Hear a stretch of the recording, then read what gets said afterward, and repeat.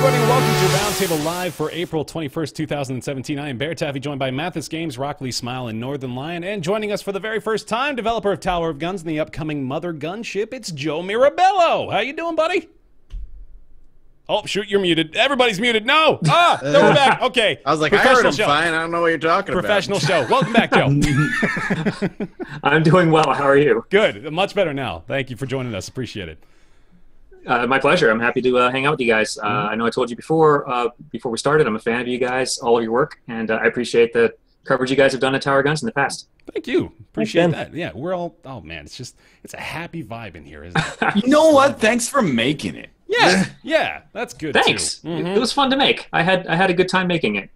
Don't lie to us. I had a terrible time making it. The whole thing was an experiment, man. The whole game.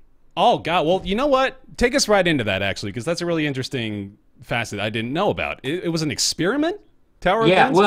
Well, kind of, yeah. I mean, so I had worked for other studios, for larger AAA studios for a number of years, and I'd drawn a bunch of games. And I'd worked most recently on a large MMO that was made by 38 Studios, or was being made by 38 Studios, and that company went out of business, like, disastrously. Yeah. I was just working as an artist, a tech artist, so I had nothing to do with the disaster. Good God. I went to college, New England Tech.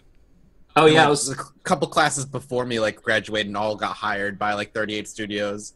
Then a year later, they all are out of the job. Jeez. Yeah, it was a shame. There was a lot of people out of a job. Yeah. Like, there was like 300 people at that studio at the end. Wow. But yeah, it was a big studio, and the project was pretty big. So after that, I was like, okay, I'm just going to sit back and do my own thing for a little while. I've done a lot of tech art stuff, but I've never made something start to finish game-wise on my own, and a lot of other developers were doing that. It seemed like it was fun and exciting. And so I was like, what will I make? The really weird first-person shooter with random stuff and weird random stories. And it's like kind of like just an experiment to see whether or not I could do it, how fast I could do it, whether or not people would like it, whether or not that kind of gameplay, which was kind of more bullet helly first-person shooter, was even fun. Yeah. So it was an experiment in a lot of things, and some of the experiments worked well and some of them didn't work well. Even like the idea of marketing it, I was kind of treating as like a lesson, like what can I learn from this? And I didn't actually expect it to be anything more than like, here, let's take a year off from working for other people and then go back to work for other people again. Yeah. And instead, it's been 4 years now, and I'm still independent, still making my own stuff. So it's exciting. That is pretty reflective, I think, of many of our positions as far as how we've gotten to this point. You know, like 4 years ago, we were like, maybe we can make some videos on the internet. It might work out. And somehow we're still crawling along. That's the brilliant thing about it. We all kind of interlocked in a way and found our own way through. Yeah, absolutely.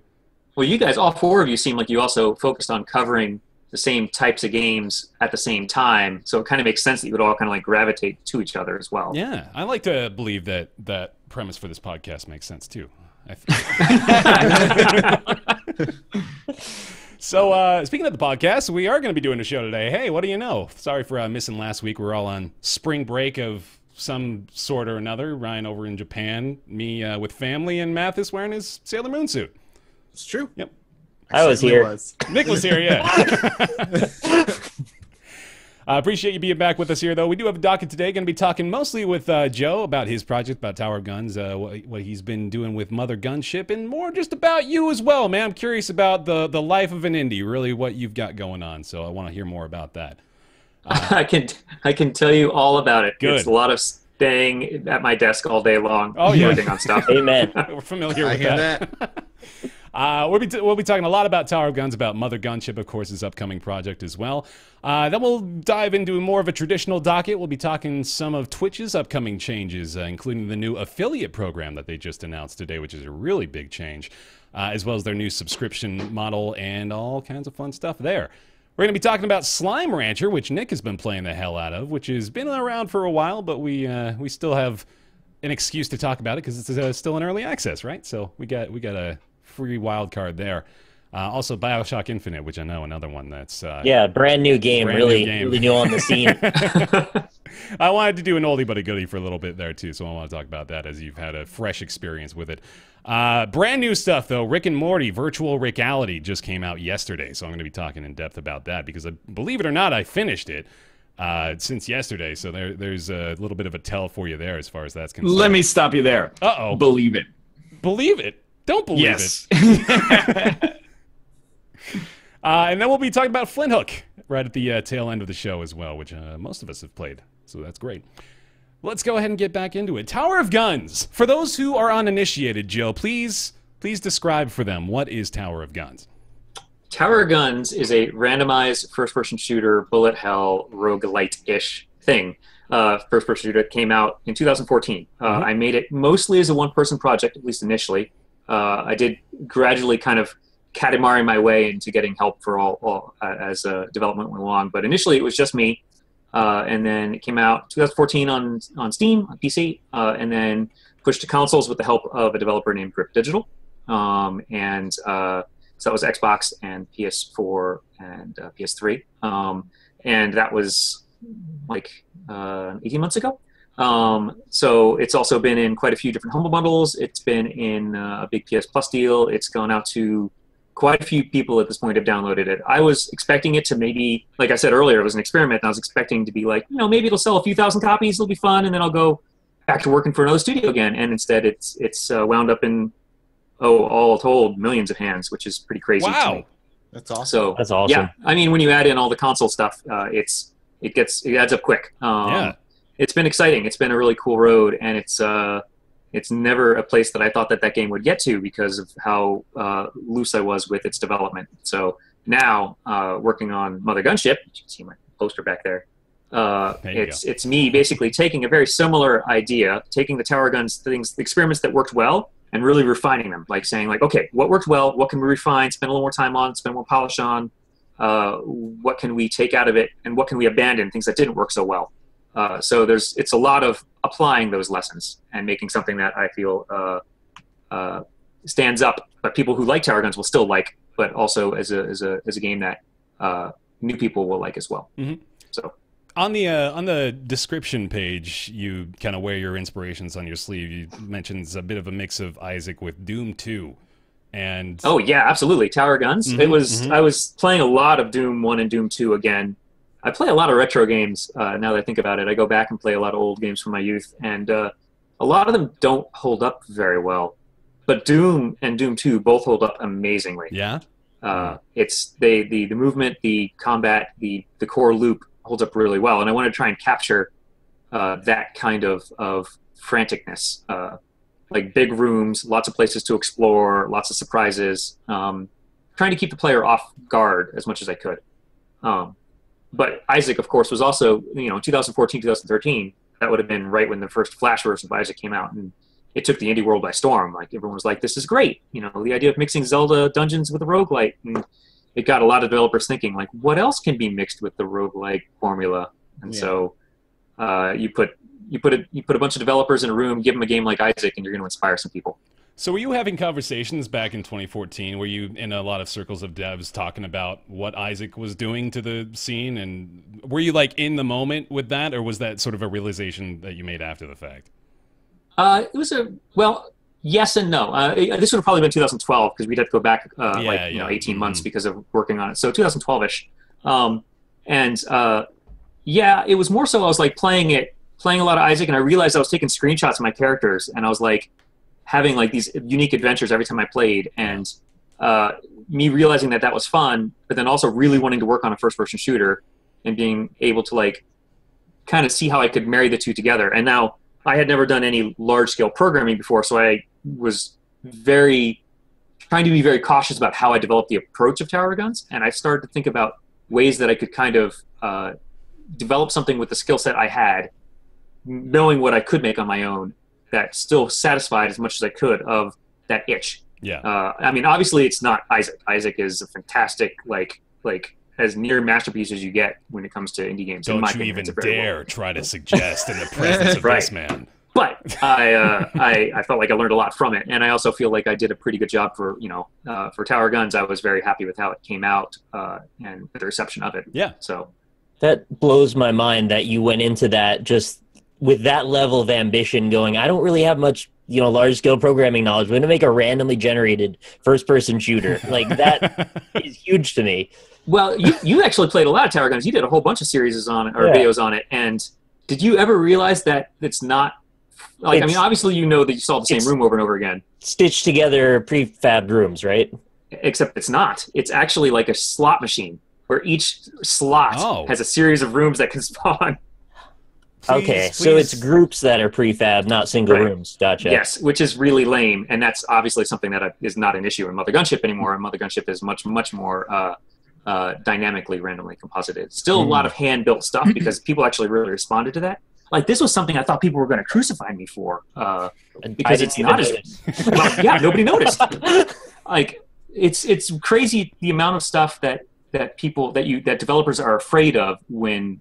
I felt like players are going to be really upset about, or not upset, but I thought they were going to be like, nah, this is lame. But, like you played it for a ton and you never noticed. It makes me feel very happy. Not to like put you on the spot here, but what other things were you worried about? What other things did you think people would call you out for during the launch? Honestly, we can talk about the bad stuff for Tower Guns, and then I'll give a bunch of keys to the chat for free. Exactly. Actually, the art was very rushed for Tower Guns. Now, I was taking the attitude of I've got to get this done. I'm the only person working on it. I've got to do what I can to get it. Like, I was taking very much a game jam approach. Yeah, it was just like a 20-month long game jam, and it was like, okay, I can't afford to spend time on the art, and so I spent for the entire game. All of the artwork was probably done in about 4 weeks, maybe 3 weeks. Wow. And a lot of it was done in my sketchbook because, like, actually hand-drawn textures, because then I could actually hang out with my wife and see her a little bit. So we'd, like, watch TV and I'd draw textures. But it was like, yeah, I thought that people weren't going to like the art. And, there were actually a lot of complaints about the visuals because it was fairly stylistically borrowed from Borderlands, I guess, but it was also very quick to make. I mean, that artwork was very, very speedy. And I was able to do a couple of. All of the artwork was me, except let me think about that. When we got to the console version, I had a little bit of help with some of the like marketing pieces and stuff, if I recall correctly, like putting together some stuff. There's probably something I'm forgetting too. But yeah, all of the art was me. All of the programming, all of the effects, all of the animation. There was some sound stuff that was done by some other people, and then there was music was done by my brother Mike. That the other credit here is by a guy named Joe with his brother in yes. But then I should clarify though that like as development went on, by the time I released, I had a bunch of playtesters who were helping me too. They were like volunteers and friends and family, and so without them, the game would not have been nearly as sturdy as it was. And then after launch, even more people were helping out playtesting and stuff, and then Grip got involved and helped me port it. Actually, another company helped me port it to Mac and Linux, a company called Minority Media. And then Grip helped me port it to Xbox and PlayStation. And then now Grip and I are continuing to work together because they're my co-developers for Mothergunship. And yeah, it's like, so I made Tower Guns on my own and kind of proved out the gameplay and proved out the idea that, okay, there's something interesting here. Right. And then Grip and I have now, from the ground up, building Mothergunship together as co-developers. So like I have coworkers now, which is cool. Yeah, and I actually have, like, it's not all on me anymore. So now I can actually focus on the art and focus on making stuff look pretty or focus on design parts and stuff. And I don't need to just feel like I'm scrambling through the entire thing. Instead, it's like, okay, let's really make this thing feel good. I'm interested, actually, for the slot machine approach to room generation. Was that just to simplify, like, the procedural generation so that all the rooms are, like, a standardized quality of, like, fun? Or was it for, like, map linkage, so you'd actually have, like, intersections that were guaranteed and, like, architecture that was standardized? It was a little bit of, well, okay. So it was because it was a method I knew about how I given my skill set, I have to back up a little bit here. Yeah. Given my skill set going into this, I was very fast at building rooms because of the experience I'd had back at various studios. I was very fast at making art, and I was very fast at laying out scenes and places, basically. And so I knew I could churn through a bunch of rooms, and I did not know if I could generate, if I could stitch them together randomly, or if I could actually have randomly composited elements over top. By the end of the project, I knew enough that I could have done that. But at the beginning of the project, I didn't have any coding experience at all other than some light material coding, shader coding and stuff. So this was literally, well, that's not true. I had taken some coding classes in high school, but that's like 20 years ago. But this was like the biggest and first like real project I had done start to finish code-wise. And so the reason that I went with that method of slot machine style was because it was something I knew I could get done very simply, and I offloaded the work on the skill sets I knew I had, which was the level design skill sets. So by the end of the project, I had developed enough skills that I could have gone back in and rewritten a lot of stuff and made it much more interesting, much more dynamic. But at that point, I was like, this needs to be out. I'd been working on it a long time, and I was ready to well, quote unquote, end the experiment. Yeah, sure. It just ended up having a life a lot longer after that. Still. It kind of strikes me there's maybe a little bit of a parallel in the development process between Tower of Guns and Mothergunship, and the sort of a link between Binding of Isaac and Binding of Isaac Rebirth, that there's sort of like a proven concept, and then you kind of start fresh, bring in another person, redo the art, and then kind of refine the main core gameplay loop. Well, I will take that compliment. I will definitely take that compliment. And I will say, though, that also Mothergunship is definitely a refinement in a lot of ways, not just the core loop of the gameplay, but there's a lot of other stuff that we're doing in there that is stuff that Tower Guns never even touched on. I mean, there's a reason that we're not calling it Tower Guns 2. Yeah. Because it's not. It really is its own brand. And I mean, a good example would be taking things the community really wanted to see from Tower Guns, but were never able to be implemented. Like Tower Guns, the number one thing people wanted was co-op. Like people wanted to run around these crazy rooms with a friend.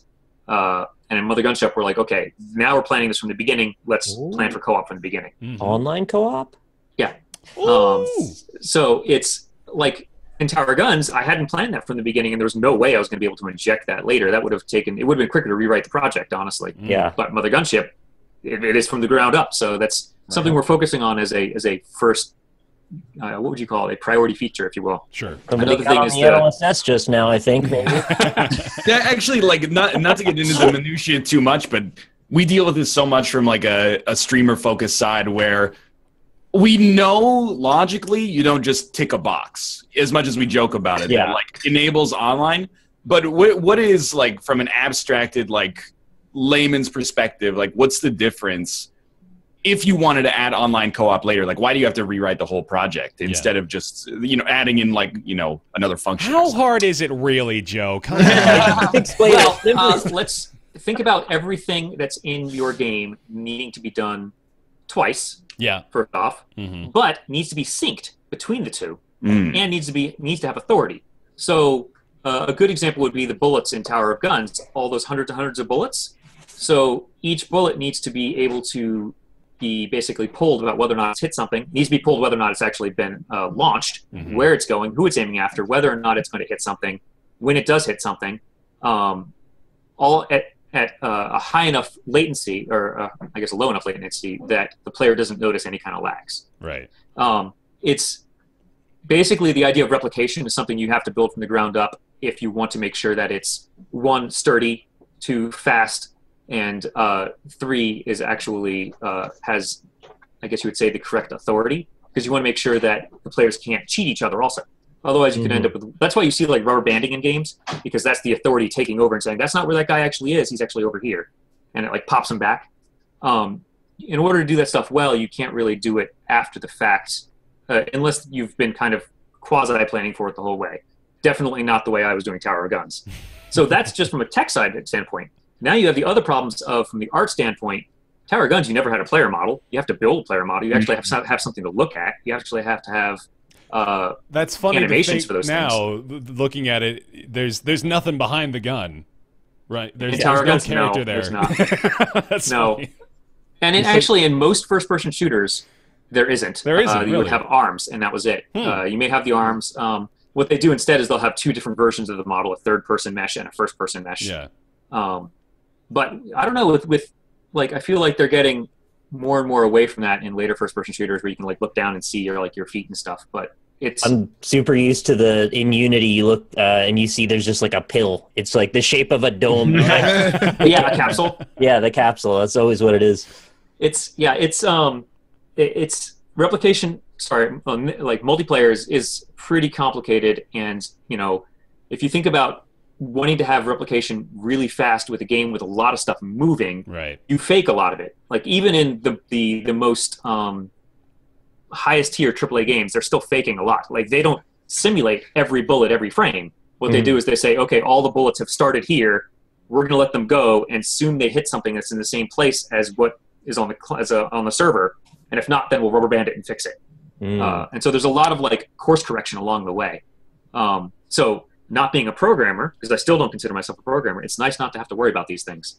Instead, I have coworkers now, and I can let them be the ones who stress out about replication. But it is not a trivial thing, unfortunately. You could probably give yourself basically any job title you wanted, at least in relation to the programming of Tower of Guns, right? Like you more or less have hit everything now. So, well, I've hit almost everything except there are some things that I know I'm not great at. And programming, I learned a lot, and I definitely got a lot better. And I know now that I know enough to at least be able to talk about how certain systems interact, but only gameplay systems. The second you start getting into rendering or replication or like collision or physics, those are systems that are deeply complicated, and I wouldn't touch those things. I wouldn't go anywhere near any of them because they're a house of cards, man. You start messing with one thing, you break everything. So, I would not consider myself to be a real programmer, but I would say at this point I'm a competent scripter. That's good. But yeah, I mean, that's coming from my background. I started out as an artist and then gradually got more and more technical. So I guess it's par for course for the direction I've been heading with my skill set. Yeah, let me hear more about your background, actually. So take it in the time machine all the way back. So what gave you like your start with all this stuff? Probably modding levels for like Dark Forces and Quake and not Quake, but Half-Life and Dark Forces. I had a lot of fun making levels. What was that? I did a lot of Doom stuff myself. Doom Marathon, Duke Nukem, little Half-Life. I didn't have the full version of Doom, so I couldn't mess with those ones. But I had Dark Forces, and Dark Forces had a lot of fun mods up to it and a lot of custom levels that were really good. And then I kind of got into the game art scene because I thought that was the only way you could get a job in games. I didn't realize you could do design. And so I started doing just game art. And I got my first job at Iron Lore, which was a company that made a game called Titan Quest. And I did almost every weapon in Titan Quest. Wow. It was like something like 500 weapons in that game. Maybe there was like 600, and I did like 450 of them or something like that. Titan Quest, is that Diablo-esque game? I can't remember. Yep. Yeah, it came out about 10 years ago maybe at this point, maybe 11, 12 years ago. That game. It was fun. That was a great studio to work for. Yeah. And then I worked on a couple of indie games like before, quote-unquote, the indie revolution. Also action RPGs. And those I just did a couple of monsters for. I did the expansion quest for Titan Quest, the expansion pack for Titan Quest. I worked on that, doing a lot more character stuff as well as some environment stuff. And then I went over to 38 Studios, where I was there almost from the very beginning. I thought that I was going to go there for like 3 months and kind of see how this felt, because the studio, I don't know if you guys know the history of that studio. Not really. More or less. More or less. All right, well, to give the viewers a quick recap, help me it was out. a studio. I'm the ignorant one here, the host of the show. It was a studio founded by Kurt Schilling, the pitcher, Todd McFarlane, the comic book artist, and Bob Salvatore, the novelist. Okay. The guy who did the Dritz Dwarden novels. Dwarden? I don't know if I'm pronouncing it right. But I was working at Iron Lore, and I was feeling like I was ready to move on to my next company. Iron Lore was a great studio, but I was like ready to like kind of move on to a bigger studio. And then this studio opened up 3 doors down, same office complex. And my thinking was originally I was going to be like, I'm going to go out west. I'm going to leave the East Coast and try out a West Coast studio. But I just started dating a girl. And so I was like, oh, maybe we'll see where this goes. And so I was like, well, we'll see how this other studio goes too at the same time. I have no idea who this Red Sox pitcher is, but I like Todd McFarlane. Maybe I'll get to meet him. Yeah. That's literally what I was thinking. I'm not a baseball fan, so. Sure. But you don't know about the bloody sock? Well, I do now. Wait, hold on. What is this? Kurt was basically bleeding from his leg during one of the World Series games and just kept on playing through. And it became kind of a local legend here in the Boston area.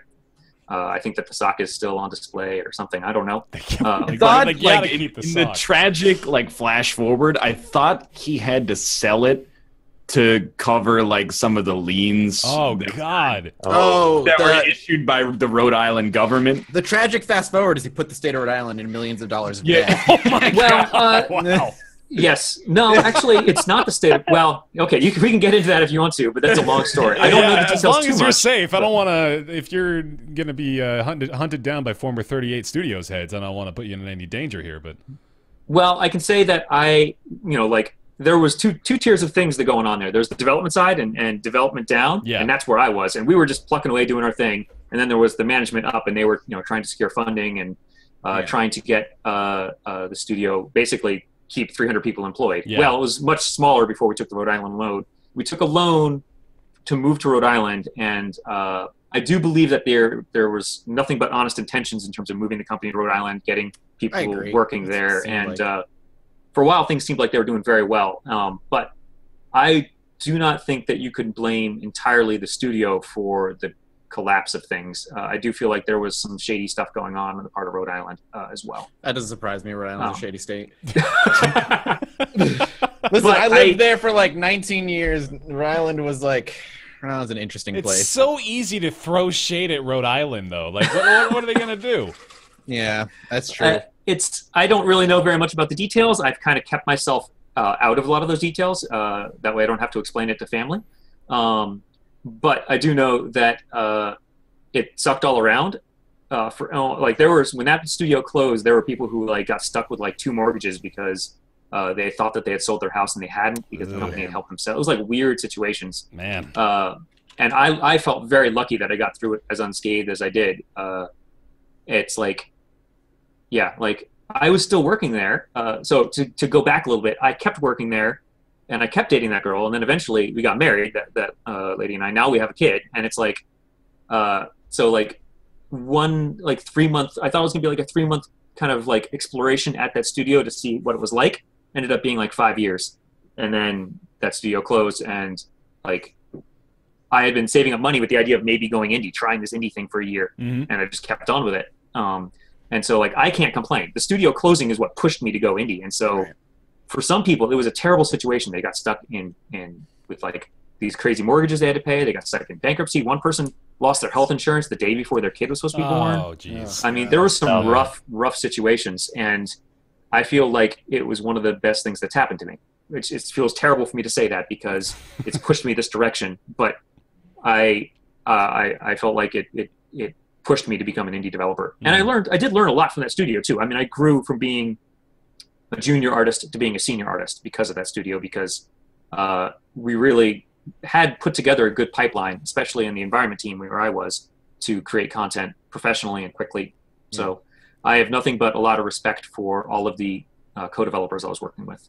I remember when Amalur launched, how big of a thing it was. I remember seeing Todd McFarlane on a ton of different streams. I remember day 9 doing 3 days straight of Amalur with I don't know if it was Todd McFarlane. I don't think it was. Maybe R.A. Salvatore was on the stream and stuff. And people were so pumped for that game. And then it was the bad news came shortly thereafter. So there was Reckoning that came out, and then there was the MMO, and I was on the MMO team. So Bob Salvatore's a really cool guy, by the way. He's a really nice guy. So Bear, you may not know who he is, but he has a lot to do with the world that we're playing in D&D. He created a ton of Faerun. Really? Oh, yeah, wow. He's a lot of the reason Faerun is the way it is. Dritz Duwarden, as he was saying, is a main character in that world. That's awesome.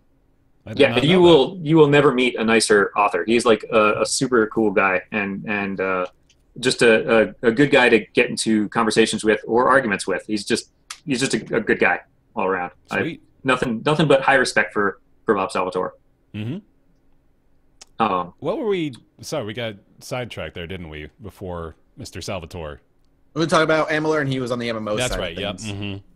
Yep. Yeah. So then I went and did Tower Guns after that, and it's that studio was for all of the shadiness of how it ended up closing in the last month and all the drama. Yeah. There was a month of drama at the end and 5 years of an incredibly enriching experience as an artist. I learned a ton.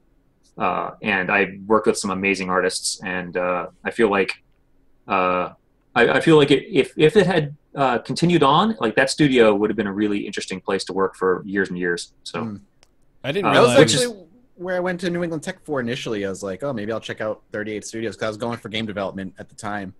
And it sucks that the MMO closed down, because I'm always interested in a new and exciting MMO, and never really got to see anything of it. But There's a couple of leaked things that you can find a on couple YouTube. like flyovers, I think, of like some areas and stuff. There's some pretty tech we were showing off, some pretty zones. There was, I don't know whether or not I can actually talk about it, so I shouldn't talk about the specifics of the project because a lot of it, of course, yeah. I don't know, a lot of it is like boxed up Indiana Jones style in some warehouse now. I don't know. But it's. I will say that it was fun to work on, and I learned a lot. And I think that if you were to look at other MMOs that have come out since then, the one that actually reminds me the closest of it was probably, at least visually, even though it's sci-fi, would be WildStar. WildStar felt like it had a very similar kind of vein going for it. Well, and maybe that's because they ended up hiring a whole bunch of the 38 people when 38 closed. But yeah. Now, I haven't played WildStar other than like 10 minutes at a trade show, and I was like, yeah, this feels similar. It's like a WoW-ish kind of thing. I don't know whether or not the world could support another WoW-type MMO in 2012. Yeah. But when it was WildStar was another game. What was that? WildStar was another game that just came out with the big bang. People were like, oh, this is great. Everybody blasted their way to Endgame, and then there was nothing at Endgame. It was like, well, I'm done. Every MMO now. I know. Goes to, like, Black Desert Online went through the same thing, and like Terra went through the same thing. Like, for the first 20 hours of an MMO, everyone's like, this is it. And then they all kind of like the end game. Yeah. That's why I think Final Fantasy 14. Well, Final Fantasy came out with they had to make their second launch, their relaunch, like knock it out of the park, and they did. They had a ton of endgame stuff right out the gate, and I think that's one of the reasons it's held so strong. And their expansions are always huge, and they add so much to the game. I always think, like, if you're not playing WoW, you should be playing Final Fantasy 14 because it's like the other MMO that does it right. So, well, with Amalur, they were planning a lot of endgame stuff. We hadn't gotten around to building any of it. But the one thing I will say to the designers' credits there is that there were a lot of designers who came from EverQuest, EverQuest 2, and a few people from WoW as well. And they were very focused on trying to make the endgame. They were aware of the endgame problem. So that was at least encouraging. But I also just don't know. When the studio closed in 2012, it was a pretty tough climate for MMOs. I think anything these days to compete with WoW, you're talking about a game that has a decade of extra content built on top. Yeah, that's not an easy thing to compete with. Even if you do have 300 people and 5 years, it's like, that's a lot of stuff to compete with. Because WoW has 3,000 people and 10 years. Yeah, and Blizzard, and Blizzard, and Blizzard money. Yeah, and I mean, I think Legion in its most recent expansion took a lot of lessons from what other MMOs tried to do and implemented them into WoW, and they did an excellent job. I think Legion is probably the best expansion WoW has seen in a long time. The Legion team, there's a lot of X38 people on that team. A lot. Because Blizzard hired a bunch of them because there were people who had learned a lot about making MMOs. Right? Yeah, exactly. And so Legion and then the one right before that were both a lot of 38 people.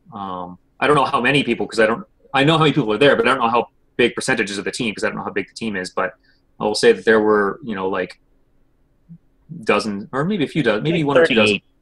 38. 38 exactly. Estimation. A lot of people went to Blizzard afterwards, or in the years afterwards. A lot of people went to Carbine with WildStar. A lot of people went to what was the one?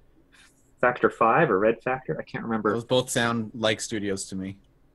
I can't remember the name of the game right now, but it was another MMO-ish, but a little more action-oriented. A lot of people went there as well. So I don't know. That studio, split apart, and everybody was, well, not everybody, but a lot of people got hired right away because there was a lot of talent there. Mm-hmm. Cool. But anyway, we don't need to reminisce about 38. Oh, no, it's fine. That was great. Factor. Oh, the people who did Firefall, right? Yes, Firefall. Thank you so much, Firefall. A lot of Firefall people went there. Or a lot of people went to Firefall, rather.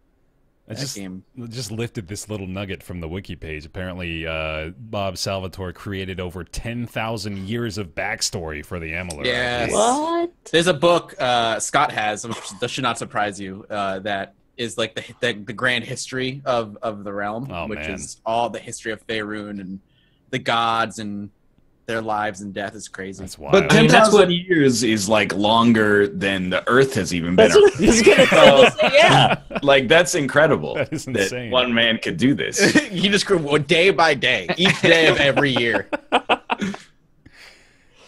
Did that man, like, was he just telling stories all day, every day, Joe? Did you get to hang around with him much? I did. Actually, I got to hang around with him a decent amount. He was a cool guy. So he did quite a bit of work on the history, but it wasn't like every day. It was more so like outlining things falling and rising, because there were a bunch of different eras in the world, and like Reckoning took place in one era, and the MMO was going to take place in another era. So it's not like it was granular detail. But there was segments of granular detail. He was working on a lot of short stories that they were planning on using for marketing purposes. And they were pretty fun. So he had done a lot of work on that project, and I don't think that I think it's kind of sad that a lot of the world won't get to see the stuff he did, or that any of us did. But yeah, he was a cool guy to hang out with. So, and his kid actually was working at 38 Studios too. They picked him up as a designer, Brian Salvatore, and he was fantastic. Also, he was great to work with as well. So. He came in junior and was doing very good work. And I remember getting into long conversations and arguments with him about Oblivion versus Morrowind. Oh, wow. Which was better. Which side of the fence are you on there? I'm on the Morrowind side. Oh, okay. That's a good call, my friend. Yeah, I think that's the only actual answer, isn't it? Yeah. Well, you could argue that Oblivion is a better made game because it's the same systems evolved, but then Morrowind's world building is so much more interesting than Oblivion's world building. Yeah, so. I can tell you've definitely had this conversation at length, Joe. Are you going to be, I doubt it, but are you going to check out the Morrowind expansion for Elder Scrolls Online? I'm tempted to. I checked out the Morrowind expansion for Skyrim. Yeah. It was like one of the islands was Vardenfall. I can't remember which island it was, but I was actually disappointed in that. Mostly because it didn't give me like the level of surprise that I wanted. So I don't know. I've got some friends working on the Elder Scrolls MMO, but I've yet to play it. And maybe I should. I'm just afraid to get sucked into MMO worlds again. Once you've worked on a genre, it's like you don't want to go play that genre as much. I was told the Elder Scrolls MMO is starting to pick up pace here, starting to I've heard and read the same thing. Like the game has improved drastically over the years, and the Morrowind expansion is like a 1-to-1 recreation of the Morrowind world. So maybe then it's something I should dive into, because I really did like the Morrowind world a lot. I consumed a lot of bags of pretzel sticks while playing through that. A question I had a little while ago I wanted to bring up again. I think it's pretty easy to assume that a lot of the things you learned at 38 you applied in your development of Tower of Guns, right? In the actual process of creating the game and making it.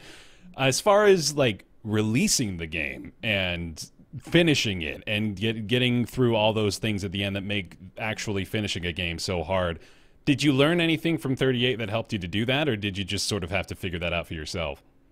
Yeah, actually. I mean, I would say it's kind of hard to apply that stuff abstractly, but treating the product as a living thing was one of those things that I was very good at with Tower of Guns. I was trying to make sure that as I released it, I was handing it off to people who were external to look at it frequently. And so it was very private at first, closed friends and family, and then gradually I opened up more and more, and then YouTubers began finding it, and then more and more, I guess you'd say, not really early access, because it wasn't early access in those days, but it was just kind of, I guess it was early access, just not Steam. But it was kind of like, I never really advertised it, but more and more people kind of came into the playtest or started buying the pre-order and getting the early builds, and maintaining that cadence of having a public product was good. And I feel like that's something that helped me finish it, because I had a little bit of a pressure from public to actually give them something. I had a pressure from them to keep the build working the entire time. And then also I had pressure to deliver, I guess you would say, measurable progress with each step. And all of those things were things that I learned from 38, because 38 had it took a couple of years for it to kind of get refined, but 38 had a very good and similar pipeline in place by the end of us delivering content. And we were showing it to each other, but like each individual team was doing a very good job about trying to keep that kind of flow. So that's more of a pipeline kind of process. But even from the art standpoint, there was a lot of tricks and tech things that I learned, and different skills that I picked up that I could apply directly to scripting, or to the effects, or to the art, or to the level design.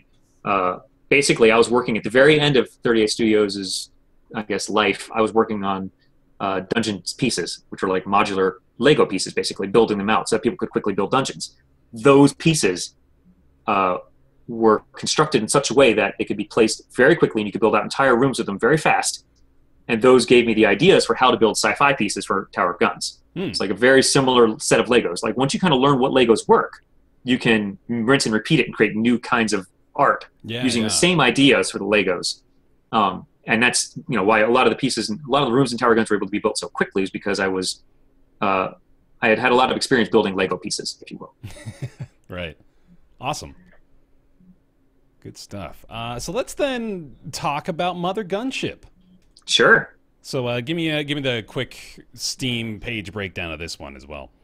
You want me to hop over to the Steam page and pull up just the go ahead and read it verbatim for you. No, it's so Mothergunship is basically a follow-up to Tower of Guns, but completely new world, completely new franchise. It's built from the ground up to address all of the things that did well on Tower of Guns and capitalize on it, and as well as trim away the fat and insert it with new and exciting things. So it has the same kind of randomization, but way more sophisticated now.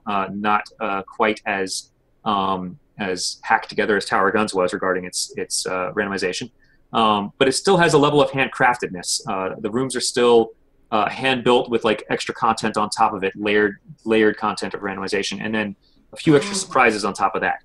Because the team is larger now, there's a much larger scope of content too, so a lot more replayability, a lot more things to throw at the player. Similar kind of bullet hell gameplay, where the player is always faced with an alarming number of enemies, an alarming number of projectiles, and a alarmingly large bosses. And then also the game features a very unique crafting system. So, in Tower of Guns, I was pretty over the top and pretty crazy. Mothergunship is similarly over the top, pretty crazy.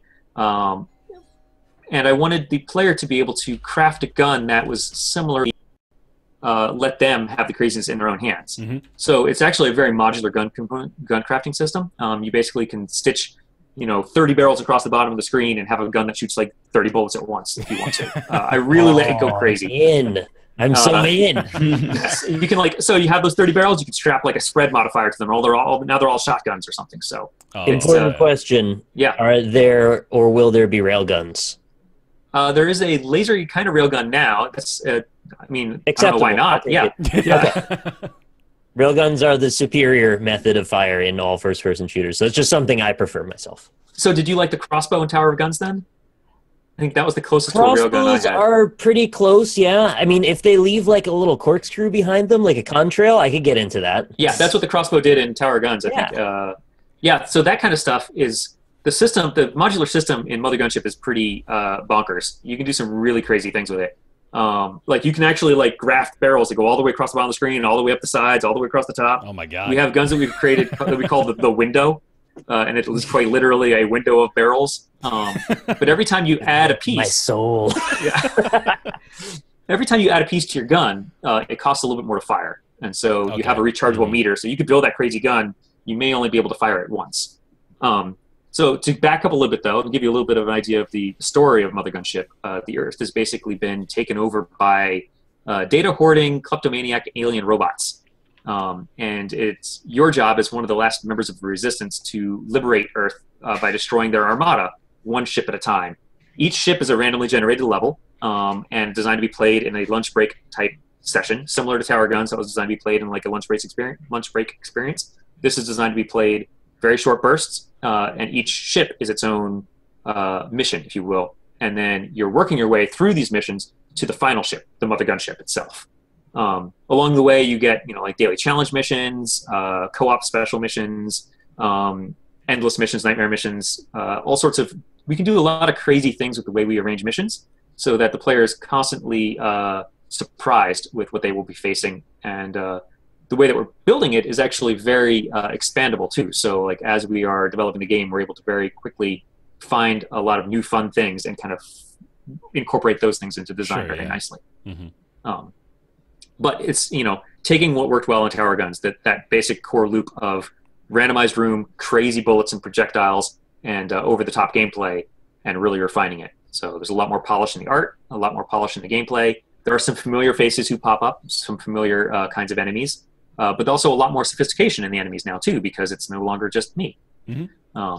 So yeah, it's Grip Digital, the partners I'm working with now. They have worked on quite a few games. They worked before helping me out with Tower Guns, or since Tower Guns. They also worked on the Solus project. They worked on either just released or are about to release a game called Skylar and Plux, which they're also co-developing. They've helped out on Subnautica. They've worked on Unmechanical. They've worked on, I'm probably missing some. They've worked on quite a few different games over the years, and they're awesome to work with. They've basically they were like, Joe, we trust you as the designer. We want to give you a team, and that's basically what they've done. That's and great. So it's like, and it's not really like my team; it's our team. But it's like it's basically I have coworkers now. I have a support crew, and we're able to build something that's way more ambitious than what just one guy can do in his office on his own. So, yeah, I'm looking forward to sharing more in the future. Yeah, great. Chat, if you've got questions for Joe, whether it be about Tower of Guns, Mothergunship, or his pretty face, you go ahead and send those over in chat. We'll try to pick out some of our favorites. I have a question. Sure, Yeah. Regarding the way that the gun crafting system works, will it be a cycle where each new run you will have new parts unlocked, or like how do you get to making a gun? So perhaps I should talk to you a little bit about the headquarters. Okay. So the headquarters you go back into, it's a lot more like, instead of it being a one and done run like Isaac is, or like something like Teleglitch, or like Tower Guns, it's much more like Rogue Legacy or Darkest Dungeon now, where you go back to your headquarters hub in between each mission. So this allows me to do fun things like having a player upgrade their abilities or collect craftable items and save them for an Uber gun they may want later. So crafting can happen multiple places. It could happen in your headquarters if you want to start a mission, or you could come across a bench in the middle of a run and tailor your gun right before a boss fight if you wanted to, for example. Nice. Got it. So it's a little bit softer in terms of its permadeath because of that. But in fact, I don't even know if I would call it a roguelite anymore because of that kind of nature. But I don't know if you could call Darkest Dungeon a roguelite either. It's kind of ratcheting your progress forward as you go, right? Like you're always making some incremental progress, even if you lose. I've been calling that the Rogue Legacy system since Rogue Legacy came out, which I'm sure that it's existed as a system before then, but that was the one that really stuck in my mind. Is like that's the perennial upgrading, right? Right. And it's not quite as like Rogue Legacy can be pretty punishing with the way they do their upgrades. You can make no progress during missions in Rogue Legacy just because you didn't earn enough. Right. So some of those kinds of design decisions we are still wanting to feel out. But the basic idea, that basic loop of you've got your core combat loop here, and then you've got your headquarters loop here, is something I really enjoyed, and is something I want to kind of focus on making a very enjoyable experience of Mothergunship as well. Sure. So cool. Yeah, and when you get to crafting itself, that's things get really crazy. The crafting system is very intuitive and very modular, and you basically have 3 different kinds of pieces. You've got barrels, caps, and splitters, and so you can put anything on any place where there's a socket, and you could have a splitter that has 3 exit sockets. You could put 2 barrels on there, like a laser barrel and like a shotgun barrel, and then on the 3rd socket you could put like a what's a good example? An AOE socket, and so now both of those things will do AOE damage or something like that. So it's very creative, and I'm sure that players are going to create things that are absurd and look ridiculous, and that's fantastic. I'm looking forward to seeing the kinds of things that people make and the kinds of situations that they make their guns get into. Yeah. Clausen is wondering, will Mothergunship have an endless mode like Tower of Guns did? I hope so. I mean, it's right now. Technically, it does right now. We can wire that up. Wait, actually, I don't know if it's currently stable, but yes, it does. It's in the plan to have endless mode. People enjoyed that a lot. There are some caveats about how you do that because we would want to actually make sure that endless mode is something that we could rank properly. So you might not be able to go in there with a crafted gun, for example. You might have a stock gun. So ways that we could make sure that everybody was on kind of the same playing field in terms of the leaderboard stuff. Sure. But yeah, that's something that we would like to have because endless mode was something people really enjoyed at Tower Guns. I am surprised people enjoyed it as much as they did because endless mode felt like to me like it went on for hours and hours and hours, but that's what people wanted, I guess. Yeah. Hey, do you guys mind if I drop a couple keys in the chat? Oh, yeah. No, go ahead. Please do. Give them away. Here, let's start off with just a couple of Tower Guns keys. These are Wait, there's 2 of them in there. I didn't. That's actually good that you had them together like that, because sometimes bots can grab them before anybody. Oh, really? Well, there's a split in the middle of those. I'll let you guys figure out where. That's the way to do it. Awesome. Thanks, man. So there's Appreciate a couple of keys. I'll keep dropping them out occasionally in the chat. Awesome. I don't know how many people are watching right now, but I've got like 10 keys. Yeah, so. probably like 4. 4 people. Yeah. Yeah, or more like 936. So those keys probably went pretty quick. So we got another one here from Walt of the Earth, which is a very self-serving question. It says, as a developer, how does he view the value of streamers, and how do you work to create the best relationship with streamers? I don't know. You don't know? This is the part where we have a developer on and then we give them the bend the knee question. Yeah, exactly. Well, I feel like I did accidentally with Tower of Guns. Really? Much better than I thought I would. Because with Tower of Guns, people were coming to me being like, hey, can I play your game on stream? Or actually back then it was not stream, it was more YouTube.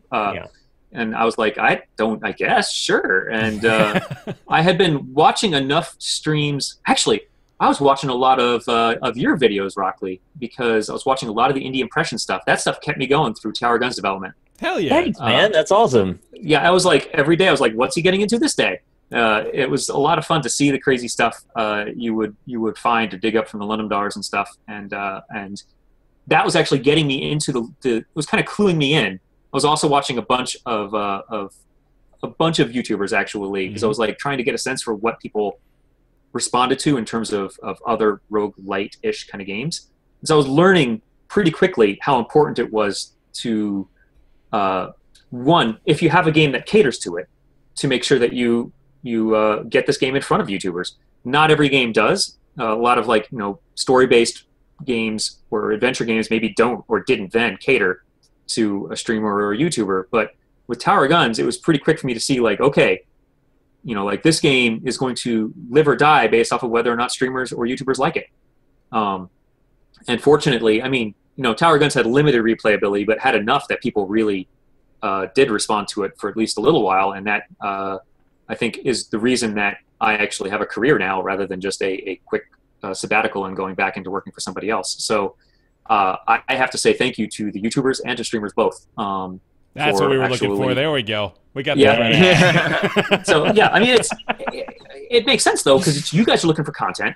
Yep. These randomized games are endless content, or near endless. And if there are some really like a really look at Northernlion and 800 different Isaac videos you've done. 800. Just 800. Good all old the time. Playlist. Well, all right. How many have you done? He's probably more than that between all the different versions. 3,000. 1,000. Yeah. Good Lord, man, that's amazing. Is it really 3? That's one word for it. Yeah, there's so many freaking things now. You got vanilla all the way up through current. Yeah. There's so many playlists. Man. Right. Well, and then all the people now ripping it apart with mods and stuff. You've got endless content, which is great for you. But then also, you were to go back, 5 or 6 years to when the first Isaac was out. I imagine that, this was a very symbiotic relationship. It was not Isaac leaning on you for popularity or you leaning on Isaac. It was like you both were kind of growing up together. And yeah, I would agree. I don't know. I tend to defer more to the developer side, though. I think streamers do a good job of promoting games, but I don't know. I'm just always wary of thinking that we have too much influence. Because I'm like, you guys get in your game development box and you make a game for 2 years, 3 years, sometimes more, and then in an hour of work, that kind of becomes make or break for us, which is, I don't know, disproportionate to me. It's very strange. For all the time that I put into Isaac, everybody who's worked on the game has put in more time than that, probably, or at least close to the same amount. Well, yeah, maybe if you add everybody up together, but yeah, it's. I think that it depends on the game, and for the games I work on, it makes sense. But then also, what it's doing is it's keeping me, as I develop. I'm like, okay, I need to think about this from the perspective of people who will play it forever. Can this be a game that is sustained forever? And sometimes the answer is yes, sometimes no, and that's okay as long as you know which side you fall on. Yeah. How much are people going to want to replay this? How much depth is there to the mechanics? And with Mothergunship, I'm hoping that that YouTubers really pick up on it and streamers pick up on it, because I would love for that community to be. I would love for for Mothergunship to actually foster a community that is self-sustaining the same way that some of these other roguelite-ish kind of games have. So I mean, Tower Guns had a small community, but it's Tower Guns, that community was a couple years old at this point, and I haven't been updating the game as regularly as something like Isaac has been updated. So it's with Mothergunship. I'm hoping that all of you guys will take a look at it when it comes out. I think the timing is also a thing too. Like the difference in timing and release of Tower of Guns versus how much more mainstream indie releases seem to have gotten in the last 3 or so years. Right. I think that it's just by default going to reach more people right there because there's so many more streamers looking really actively for anything that's going to get big. Yeah. Yeah, well, and there were quite a few people who latched onto Tower Guns very early, and actually had done a lot of videos, and it's kind of like I would see those YouTube channels kind of accelerate in popularity and feel like I was almost getting piggybacked along, which was great. Did you happen to watch a Bisnap's series on it by chance? Did I have to see, what was that? Bisnap did a video series. Oh, yeah, he did a ton of stuff. Bisnap, man, all of his stuff is... That guy does a very effective job of analyzing games. Oh, yeah. He's great. Yeah, he breaks things a lot. He does. I've seen, I believe, most of his videos, if not all. Every once in a while, I'll go back through and watch some of the old videos to kind of remind myself about what didn't work or what did work. Joe Hills did a bunch of them. I know that, Nick, you did a bunch of them. So I think that each of you guys did at least one, which I am grateful for. But I think that Nick, I think you did like 12 or 15 or something like that. We're the most grateful to. Well, so I expect my Mothergunship code first. Yeah. But there were people who were doing like 70 or 80 or 150. There's a YouTuber named Wanderbots who did a lot, and I was like, I expected people to get 10 to 20 hours of the gameplay out of this game. And they're, you check some of the Steam profiles of people who leave reviews, and it's like 300 hours. I'm like, yeah. How do you get 300 hours out of this game? I'm not complaining. The developer himself is I get like 1,000 hours in Super Meat Boy. Sometimes a game just feels perfect, and you just go in. You just go deep. Well, I'm not complaining. I'm extremely happy that people have gotten that amount of replayability out of it. But I'm going into Mothergunship being like, okay, we're not targeting 10 or 20 hours. Now we're going to start targeting the 100 hours and see if we can get to 1,000. So nice. We'll see how that goes. But like, I do want to. I'm being much more aware of trying to push the replayability up as much as possible to make Mothergunship a game that people enjoy playing for much longer than Tower Guns. Even though Tower Guns had a decent amount of replayability to it. Great. I've got a real important one from Blue Emerald here. It says, do you eat fish and chips with a fork or with your hands? Why do we have to go into this every single time? I guess we have to ask everybody, huh? Wait, fish and chips with forks or with my hands, man? You eat with your hands. You savage. Like a perfectly normal person would. Yeah, exactly. No, I am savage. Why are people saying career suicide in the chat? That's a me joke. No, that's not. Oh, okay. He said if he was still playing Isaac in 2014, it would be career suicide. Oh, they're not talking about you. Don't worry. Oh, I did see something real quick pass through the chat. Somebody asked me why I didn't go working for Crate. Because Crate Entertainment is a company that's right here in this area. They do the Grim Dawn games. And Arthur, the guy who founded that company, was a former coworker of mine back at Ironlore. He was one of the lead designers on Titan Quest. And so I wanted to do my own thing. But I did convince him to hire a bunch of 38 people. So there are a bunch of 38 people at Crate. And they're doing good stuff. So, yeah. I just wanted to throw that in there real quick that I'm friends with the Crate guys. They're awesome. And Grim Dawn is awesome. So, great. There. I have a question. Sure, yeah. Yeah. How does the development process change specifically with regards to balancing when you have a situation like the crafting system you described in Mothergunship, where there's almost like emergent strategies that can show up based on the way that you construct your gun modularly? Like, doesn't that mean there's like an order of magnitude difference in terms of like having to test to make sure things are not extremely overpowered or underpowered, or... Yes and no. You're absolutely correct. Balancing is a huge issue. And with the crafting system in Mothergunship, especially since we allow you to build anything right from the get-go, the only limit to the system is that barrels need to face forward, which, by the way, we tried without that, and it's not as fun as it sounds. But glad you tried it at least. Yes, we did try it. Duck Game pulled it off somehow.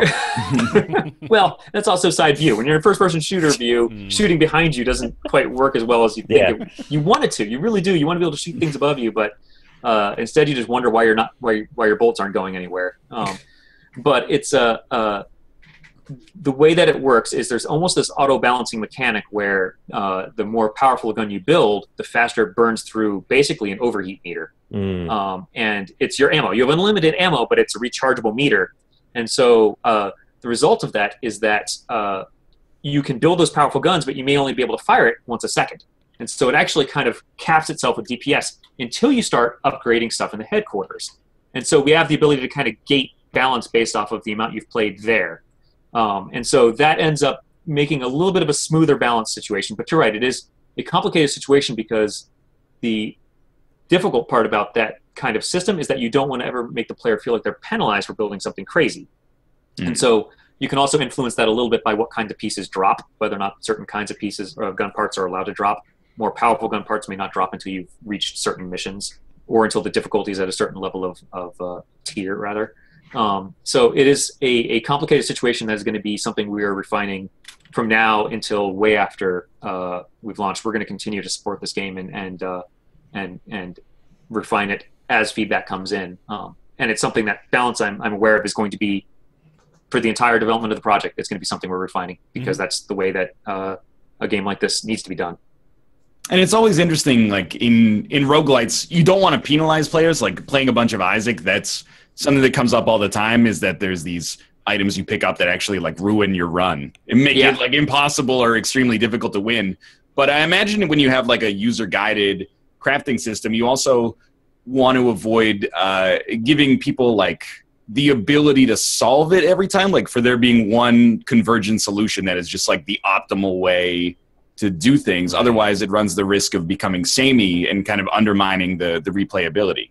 Right, and that's so. If you could get a barrel of every single type, you could build a gun that shot every single projectile in the game, and now be like, okay, now I can shoot everything. So you do want to kind of avoid those kind of situations, and giving the player the authority to build their own gun can lead to that situation very quickly. So you do have to be careful about what drops when, and then also creating that soft limit that I mentioned before. Like they can build that crazy gun, but it may not be as effective as they want it to be. So there are going to be definitely things that come across as more, I guess, successful solutions than other solutions. But hopefully, and I'm okay with that, so long as they happen rare enough that the player is forced to use other methods to solve problems as well. Because then they may find something that's a unique way of playing the game that they may not have ever experienced before. And even if it is not as powerful as one of these other options, if they find themselves, in a little bit of faced with a little bit of variety that it runs, that's not a bad thing. And I think that Isaac does do that pretty well when you're not getting certain kinds of drops. I mean, yes, if one thing drops over the other, you're always going to pick that freaking laser gun, whatever it is, the laser eye. Brimstone, right, brimstone. You're always going to pick brimstone. But it's like you may what am I trying to say here? Like, all those challenge missions in Rebirth, like those things are a great example of this. It forces you to use, like things that I would have never have thought would be fun in Isaac. And I'll play through the first, cellar mission or whatever, cellar level, and I'll be like, I hate this thing. But then by the end of the run, I'm like, this is amazing. I love the planetary orbit item, whatever it is. So I had a lot of fun with those challenge missions, and I want to kind of encourage the same kind of emergent results in Mothergunship. Right. Cool. I've got one here from Stegosaurus, famed developer of Mount Your Friends. He wants to know if gun distinctiveness is important to you. He said he always has trouble with proc-gen gun games where guns feel too samey. It is important to me, and it's... Yes. Do you mean samey visually or samey mechanically? Because there's two different problems there. And samey mechanically, I think, is probably what he's talking about. That's like the Borderlands problem, where all of them, all the guns started to feel the same by the end if you had guns of a certain model or make. And one of the ways I'm combating that is by giving the player... We've got a projectile system we're building that's pretty crazy, that allows for a lot of versatility. And we'll be talking more about it in the future, but right now we're not talking too much about what you can do with it. But the idea is that the player would be able to do some really wildly weird things to their guns, and that should help things from feeling samey, even if they feel strange. Another thing that's important there is that you would not necessarily need to have only one gun. Right from the get-go, you'd be able to have two, dual wielding right off the get-go, and that you can craft each of them independently. So you could build your heavy hitter gun that you use for special occasions, and then have your lighter railgun or your lighter machine gun that you use for other situations. And that kind of also encourages the player to not build the same gun twice.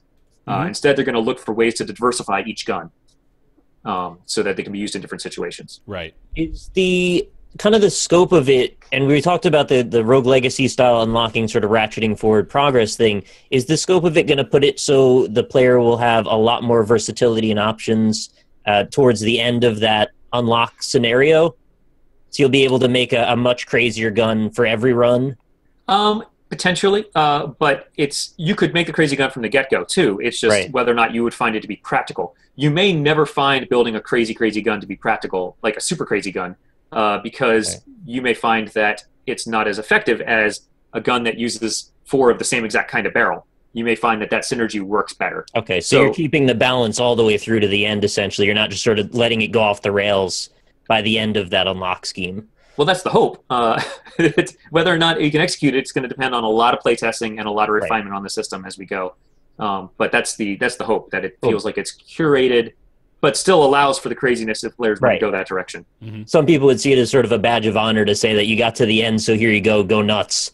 Like, here's I still want to do the thing where you have like occasional crazy missions where it's like, all right, we're giving you the window gun. Good luck.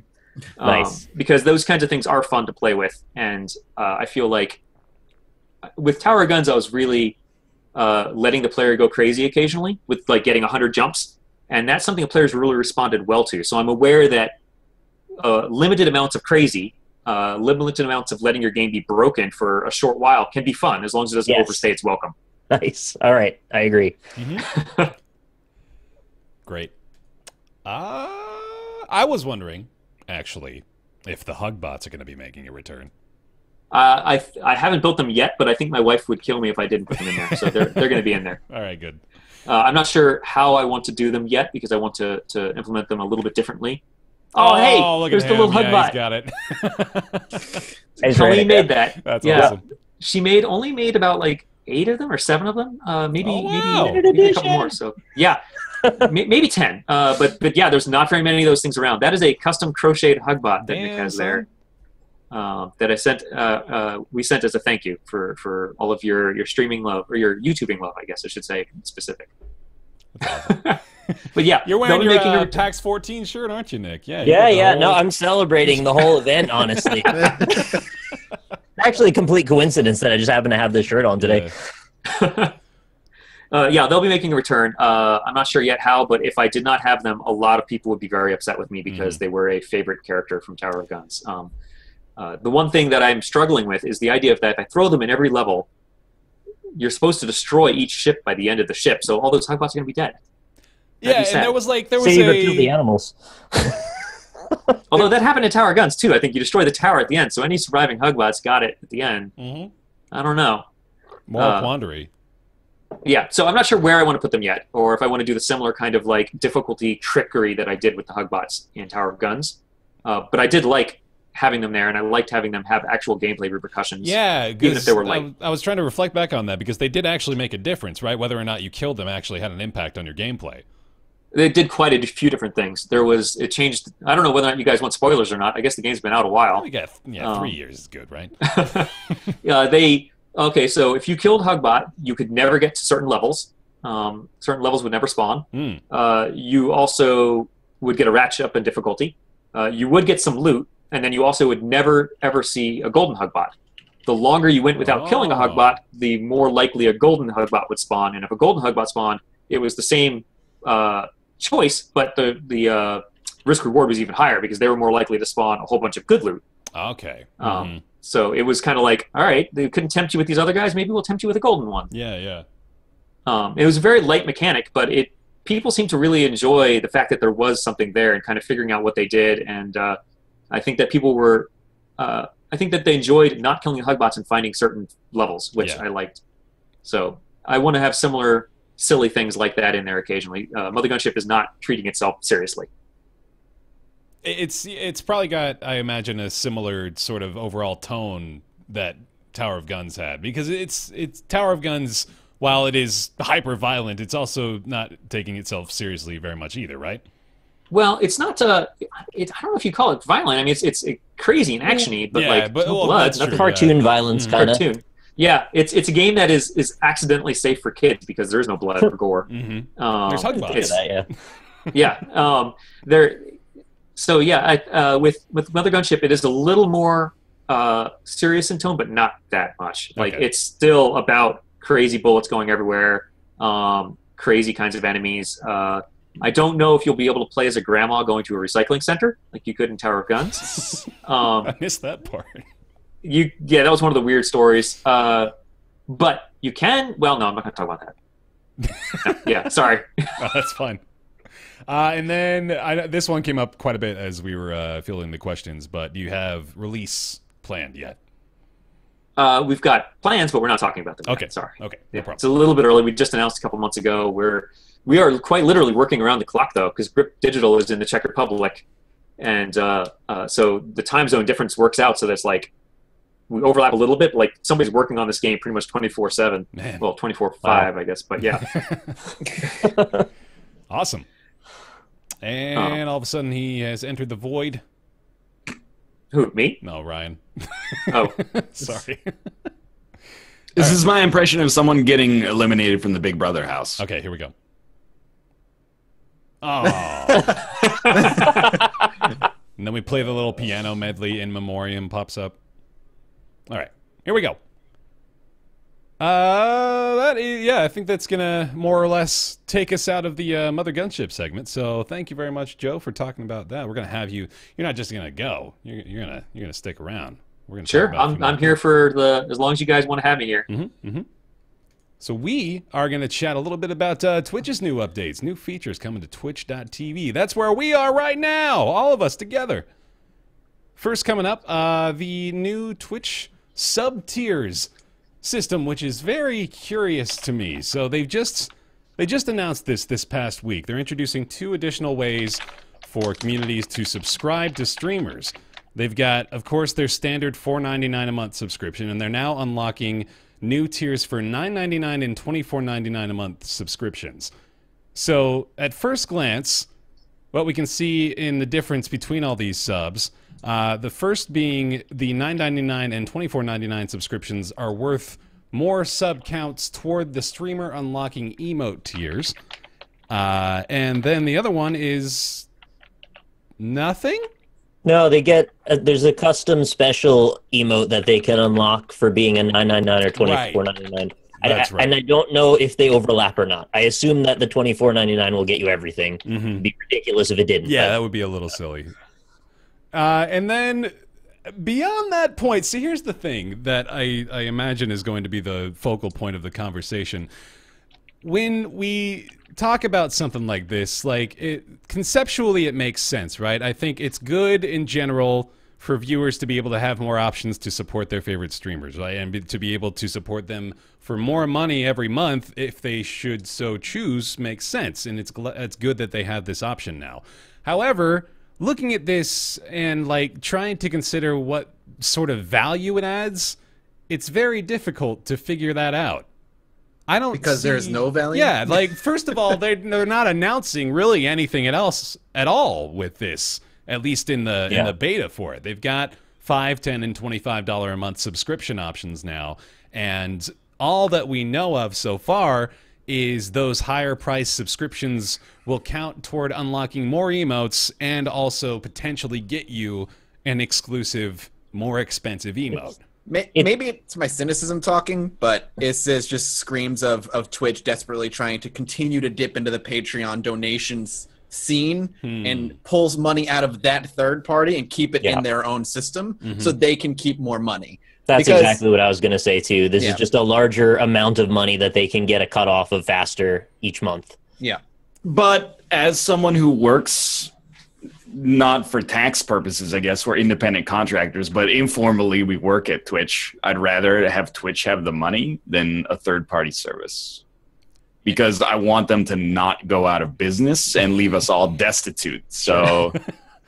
It seems fair. But is that like on the table? That I mean, I didn't think Twitch was hurting that bad in the first place. I don't think we have knowledge of that though. Right. But Yeah. like, I mean, I want Twitch to be as successful as possible, and as long as it comes in ways that are not like manipulative or unethical or etc. Like I don't really have a problem with it. in the scheme of things, it's really pretty benign. It's just, isn't it sort of a slippery slope though, that like you can use that excuse here, but like it could be more awful, and we would probably say, yeah, but we want to stay in business or whatever. Just so chat knows, Twitch doesn't take 50% of fucking everybody. Twitch takes 50% of the lower streamers. The bigger you are, the less they take. It's like that pretty much for... You got to earn your leverage, and then you can get a better contract. Yeah. Most of the bigger people are not splitting it at all, I thought. No, I think they're splitting it. They're just not splitting a lot. Okay. Mm-hmm. I imagine you guys can't say your splits publicly. No. The other. I mean, again, it's the cynicism in me. Outside of that, I guess I'm okay with it as long as they don't start locking things other than emotes behind those tiered systems. Because once you start locking away features, as long as you can keep the ad-free viewing at the $5 tier, if really all you're giving away is like a special $25 emote, I mean, it's your money if you want to waste it. But I just want to say, Roundtable restricts its VODs to paying subscribers only. That's something that's a partner by partner. What I'm saying is, though, everything that's given to a $25 tier, with the exception of an emote, should also be given to the $5 tier. You know what I mean? Sure. Yeah. Sure, things should be locked away at the $5 tier, but more aspects should not be locked away the higher you go. I'm not saying like, sorry, VODs, you can only get them if you pay $10 a month. Like, you can get the VODs free on YouTube, A, and B, you can get them on right away within a second if you're at the lowest subscription tier. I want to echo what you're saying there, Mathas, because that is the biggest question I have from this. I'm like not even really. I'm not worried about this at all. I don't see this as like a slope that Twitch could go down. I'm looking at this right now as, what are they going to add? What are they going to do? Because I can't even like speculate about anything that would make this $10 or $25 a month sub more valuable without, like you're saying, Mathas, taking features that already exist and putting them behind more paywalls, which obviously you don't want to do that. And I'm pretty sure Twitch knows that, right? They know they're not going to get away with taking things that were freely available to all subscribers and starting to add more paywalls to them. What I think they'll end up doing, if they end up going down this road, is they won't do it specifically, but they'll give the tools to the streamer to do it themselves. Yeah, and that makes sense. YouTube does that as well, but no fucking YouTuber ever uses or implements that because it's stupid. You'd be killing yourself, Plausible deniability for them.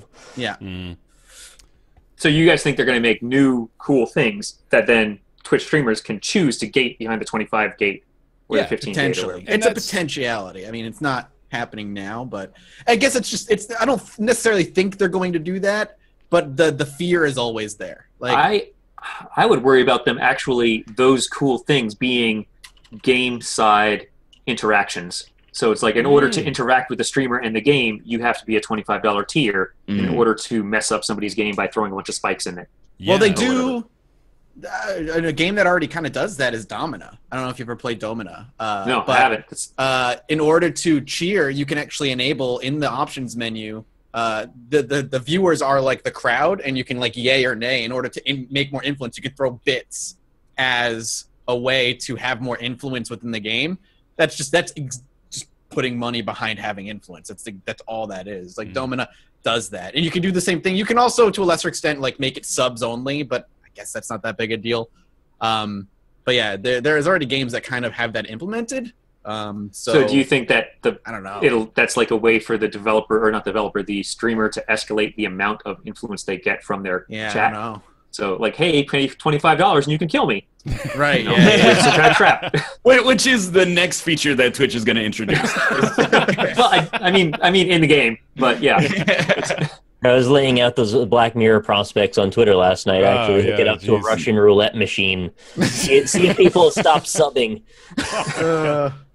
No, Joe, I actually think you're onto something there, though, because that definitely is something Twitch is looking into. They're really interested, it seems, in the games that are utilizing Twitch integration. Like, even as far back as you guys remember, of course, the Choice Chamber game, which had the beta and then it had the Kickstarter, and Twitch contributed, I think, $5,000 or something toward that Kickstarter. So they have been supporting those sorts of endeavors for a while, and I'm sure they're looking into different ways that they can utilize those sorts of features. And it makes sense too that would be something that you would maybe try to restrict to a higher paywall, because if you can get things like the Dominus system and turn that into something that Twitch can do in games regardless, I don't know how this would really work. Maybe Joe, you would maybe understand this better, but Twitch might be able to use a system that developers can maybe just tack on and say middleware. Middleware, exactly, where you could be you can keep your game, but you can also add on this Twitch system where it's subscribers of a certain pay rate, or I don't know how you'd say that, subscribers of a certain amount are able to get different in-game unlocks or shit like that, you know? Remember the voting system in Party Hard, where it's if you contribute this command, then a bear will show up.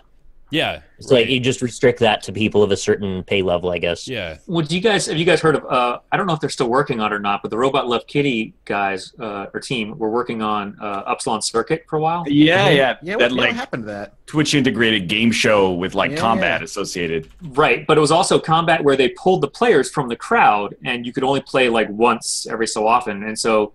There's another candidate where it's okay, if you're in that $25 tier, maybe you can play more often, or I don't even know if they're still working on the game or not. But it seems to me that this is a direction that, I don't know how I feel about it, but I do know that it would probably be pretty lucrative for Twitch. But then again, I'm also much more of a don't gate your gameplay behind money. Well, at least as much as you can. It depends on what kind of genre you're making, I guess. Sure. Some games are better for it than others, I guess.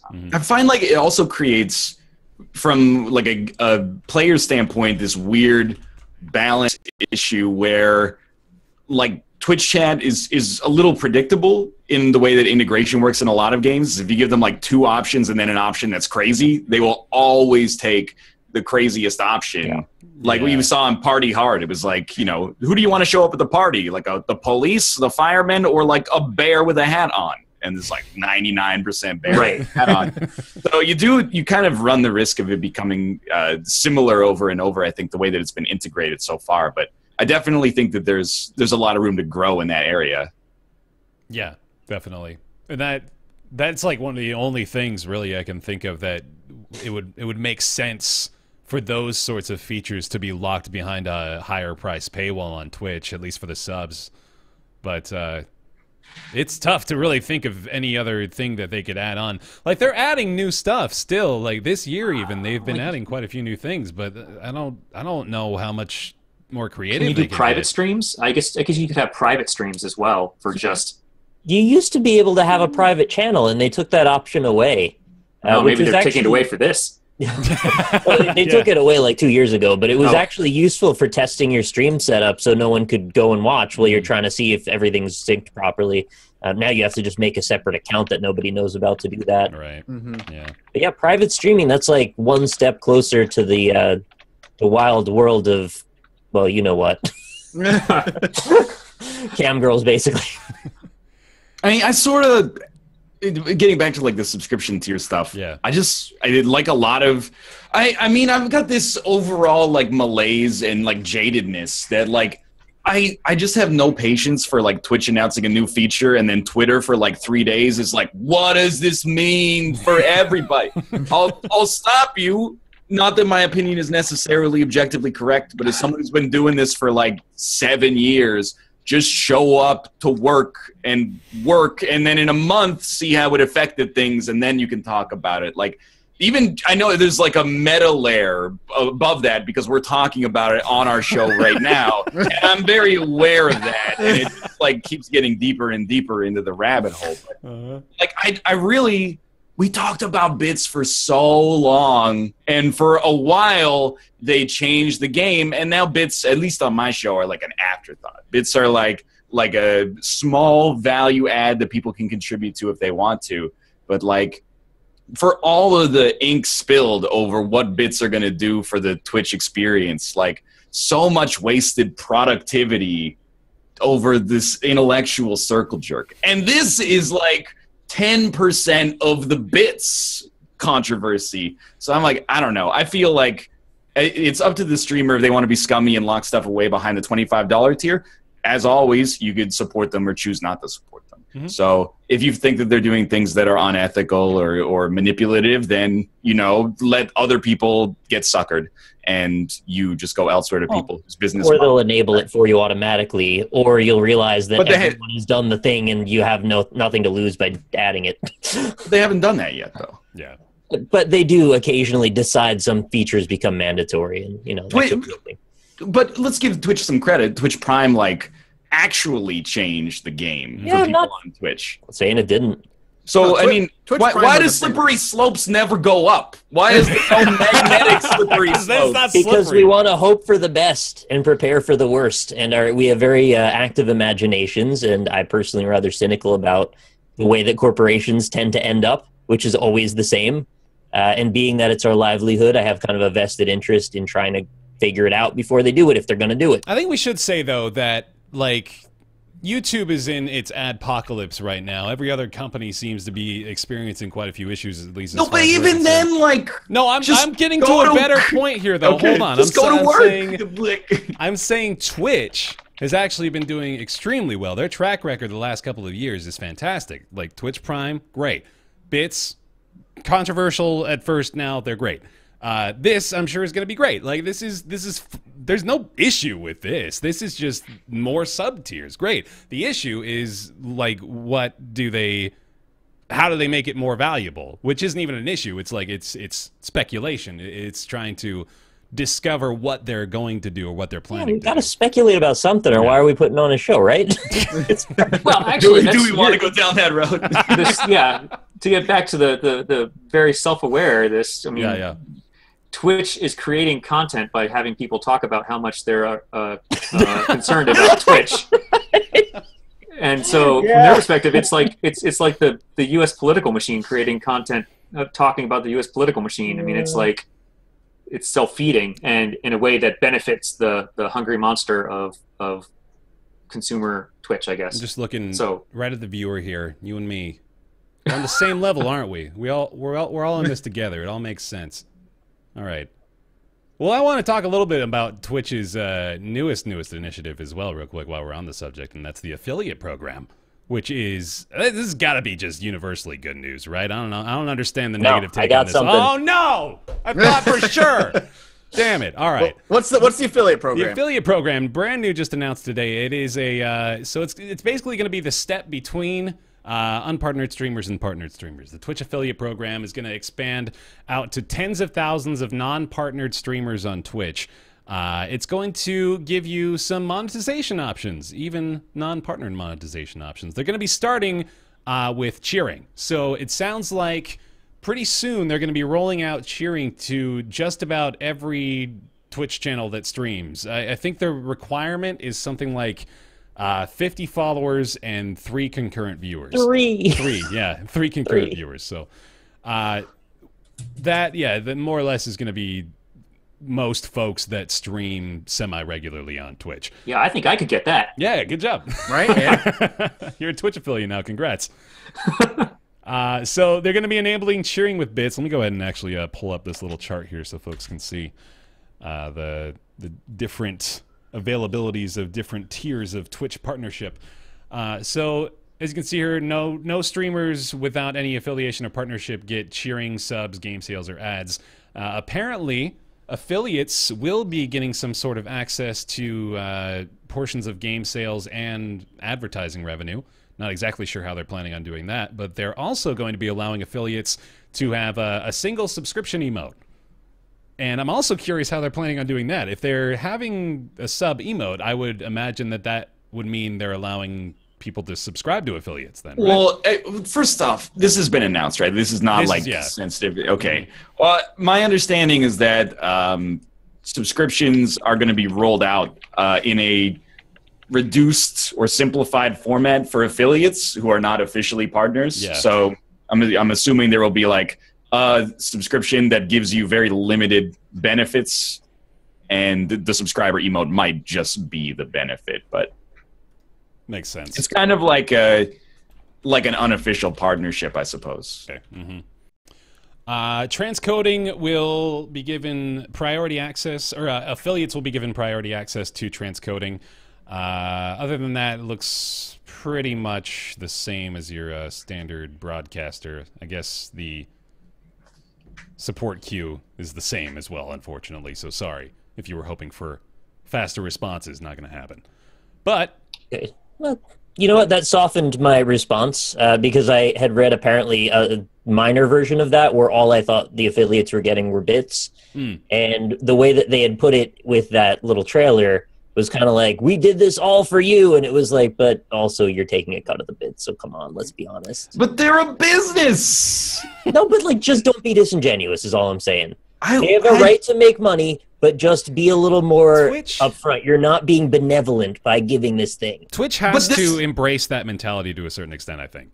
Like people have asked for this, like for people like below our level of influence, it's like a serious complaint that partnership is almost impossible to get unless you've got some engine to get you there at this point. I have no fucking idea why they gate partnership. Exactly. It doesn't make sense. If Twitch wants to make money, why is partnership not just something everybody can have?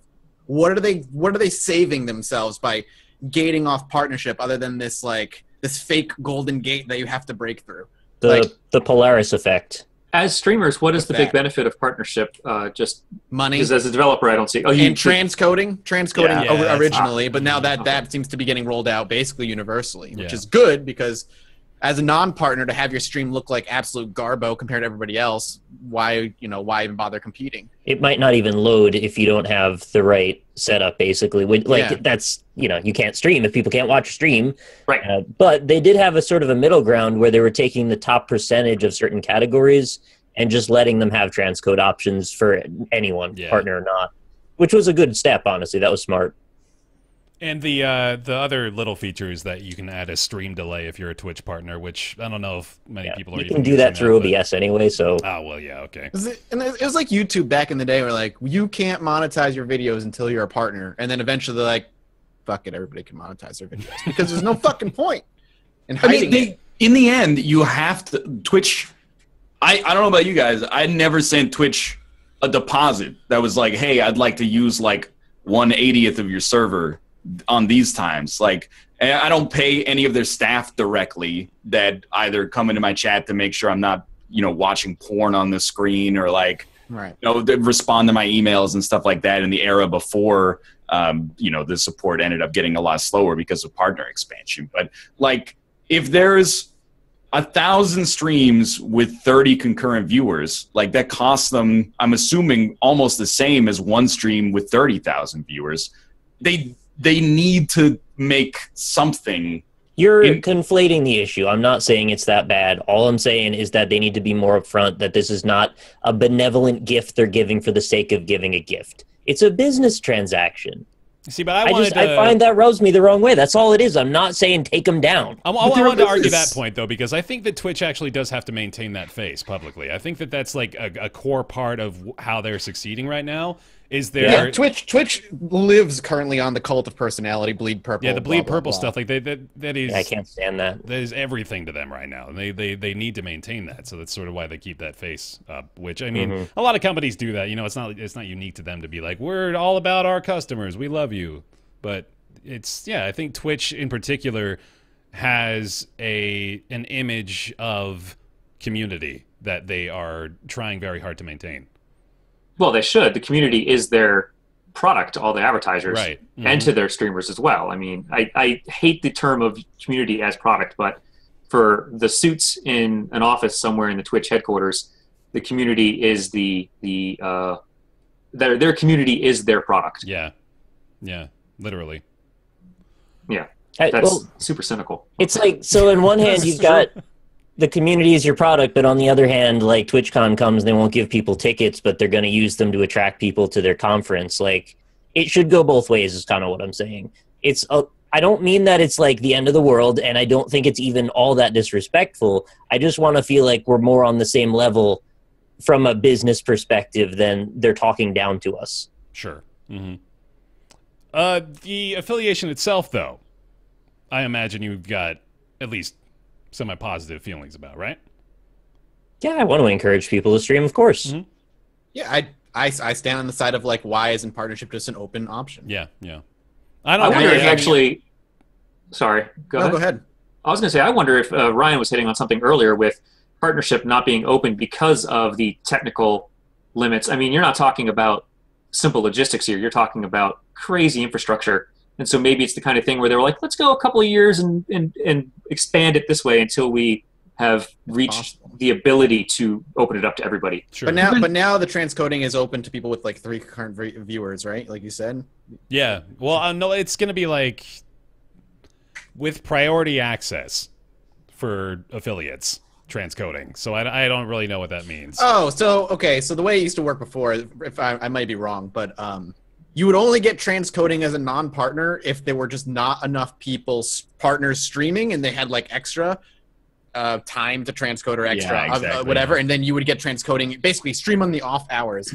But now maybe affiliates will get the priority in taking that when that's available. Yeah, I would imagine so. Before non-affiliates do. And like you remember a few years ago when the transcoding seemed to be like almost entirely based off of a viewer threshold, because I remember watching streams and all of a sudden transcoding options would show up when they hit like X number of viewers. So I'm sure that's still like sort of their major justification for not rolling out partnership to everyone is there's got to be some sort of chokehold on the transcoding, right? Otherwise I think I'm with you in that it doesn't really, there's no reason to.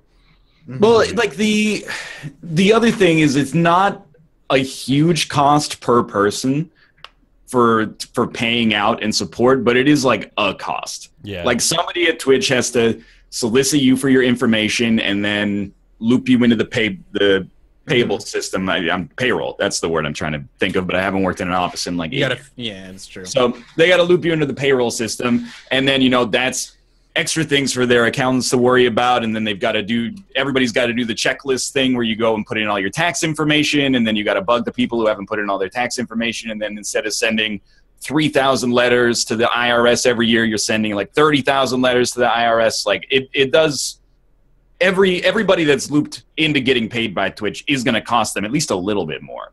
That's very true. I mean, even if you were to take away all the tech stuff, the infrastructure, the logistics of it, your HR overhead is not small when you're dealing with 30,000 people that need to get a 1066 every year or 1096. I can't remember which one they get, but one of those. Yeah. Oh, geez. We all just did taxes. 1099. 1099. Sorry, they file one of them and you file the other, and it's 1099. Yeah. Mm-hmm. But I will say, like, I think it's the affiliate stuff. I think is a good thing because if you have like 3 viewers, you're not gonna make any money anyway. And I don't say that to be dismissive, but like, there's nothing that's ever stopped anybody from having at least donations on show. Right. So I feel like if you have 3 viewers and you enable bits and you even have like a subscription, you might make like a couple of bucks a month as a result of that at most. But where it's really interesting is for the people that are in that kind of awkward range between like just starting out and getting the numbers for partnership, which are actually sometimes nebulous. Like it says you need 400, but sometimes, people with 5 get partnered, and sometimes people that have 500 semi-consistently don't get partnered. So for people in that awkward, like 50 to 399 range, those people actually could be making maybe a supplemental income as something like with the affiliate system if it actually ends up catching on for them. So I think at that level, it's kind of a good bridge to get to partnership, and it helps encourage smaller streamers to keep going, despite the fact that, like I know Corey's in chat right now, but Corey is a friend of mine, twitch.tv/FlackBlag, and he has streamed almost every night for like a year and a half.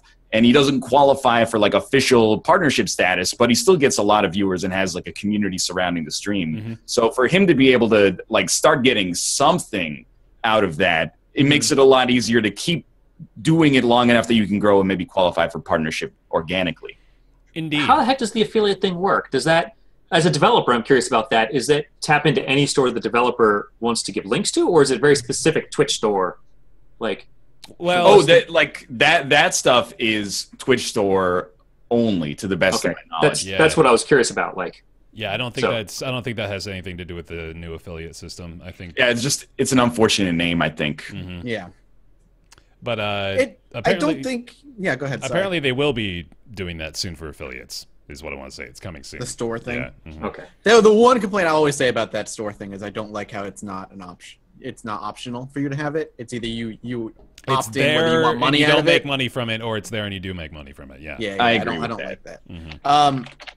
Again, I really do. I sit on the side of positivity with Twitch for the most part, where I think a lot of the things they do have a net positive impact, though I will be cynical and always speculate about the negative aspects of each implementation. But the one thing I will say Twitch does is it really consistently is putting pressure on YouTube to fucking do something. That's more creator friendly. And I will always say if YouTube can just adapt some sort of minor subscription service per channel, whether it be $1 or $2, I think YouTube is back. Like, I don't think they're out of the game by any stretch, clearly, but I think they're back to being more competitive than they have been in the past couple of years, as Twitch really leeches. Every time there's a big YouTube problem, you see more and more people jump to Twitch. Yeah, and you also see Twitch capitalize on it. Absolutely. And you have to be stupid to think YouTube doesn't see that. Yeah. I hope YouTube is like planning on doing something with it. Gaming might just be such a small segment for them, though, that they just don't even care. I don't think that's true, though. I think gaming and YouTube is still a huge. You got the most subscribed YouTuber is a gamer. So yeah, I think. I know that, but I've seen some threads recently that were going around about like it seems that the traditional Let's Play formula is largely dying out, and YouTube is now becoming the standard place to put your VODs. I think a lot of the reason that YouTube gaming Let's Plays are changing after like the past few weeks. I've talked to a lot of people in YouTube themselves and people who are quote unquote YouTube analysts as a profession. A lot of the reason the Let's Plays are dying is because of the very big algorithm change on YouTube itself. Like YouTube's algorithm change this year is the most aggressive change they've ever made.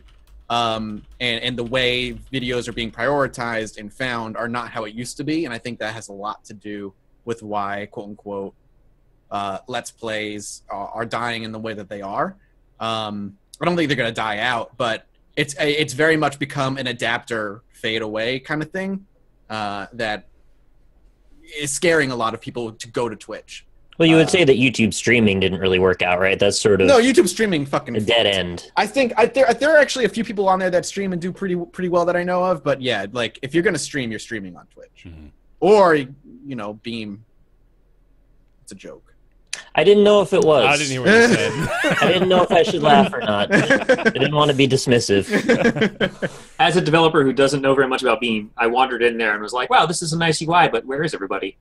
Yeah, right. That's my one experience with it. I would.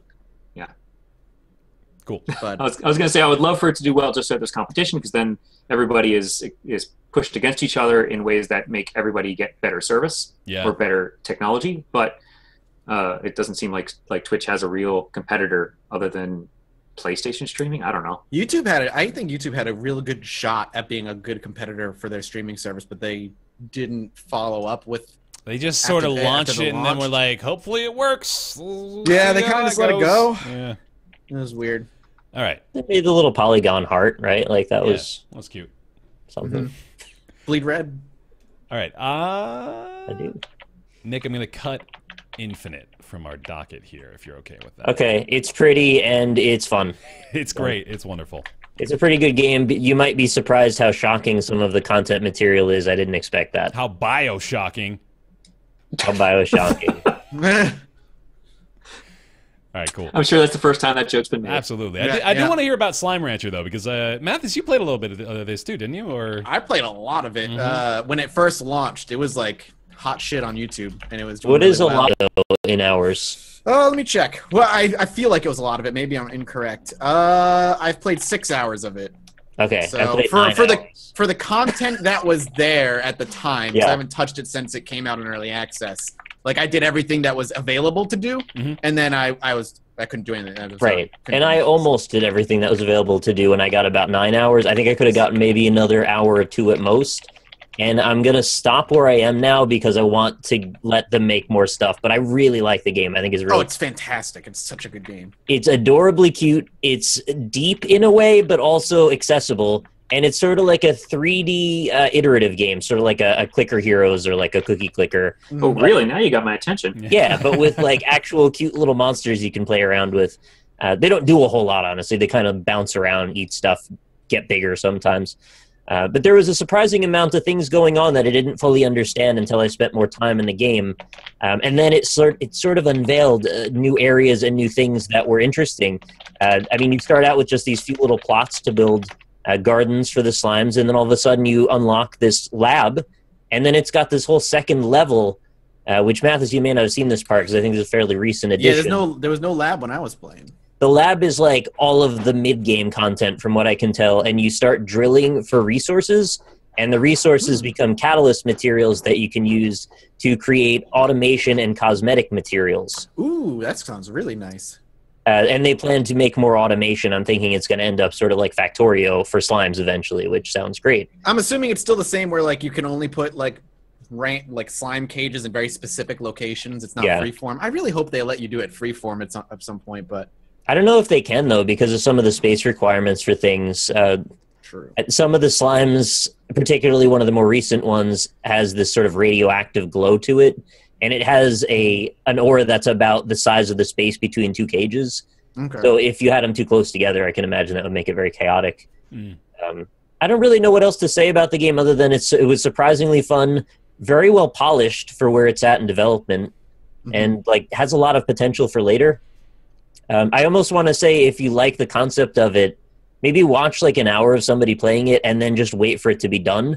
Because I feel like you're going to hit this point where you're like, oh, I wish I could just finish it. Like, I wish I could see to the end. Yeah, that's my problem with early access is that I want to, it's too much of a tease for me, so I have to like wait. I think the biggest one I'm waiting on right now is Delver. Delver's Drop? No, Or Delver. just Delver? Just Delver. Oh, Just Delver, yeah. Which I played an hour of, and I was like, this is great. Wait, 10% done. That's And so I'd be like, dungeon crawling, kind of looks a little Minecraft-y one, right? Yep, but is basically a roguelite FPS also. But I don't know what their state is now. I should go back and check. It's been like a year. Dude, You got me excited, man. when is Chasm coming out, please?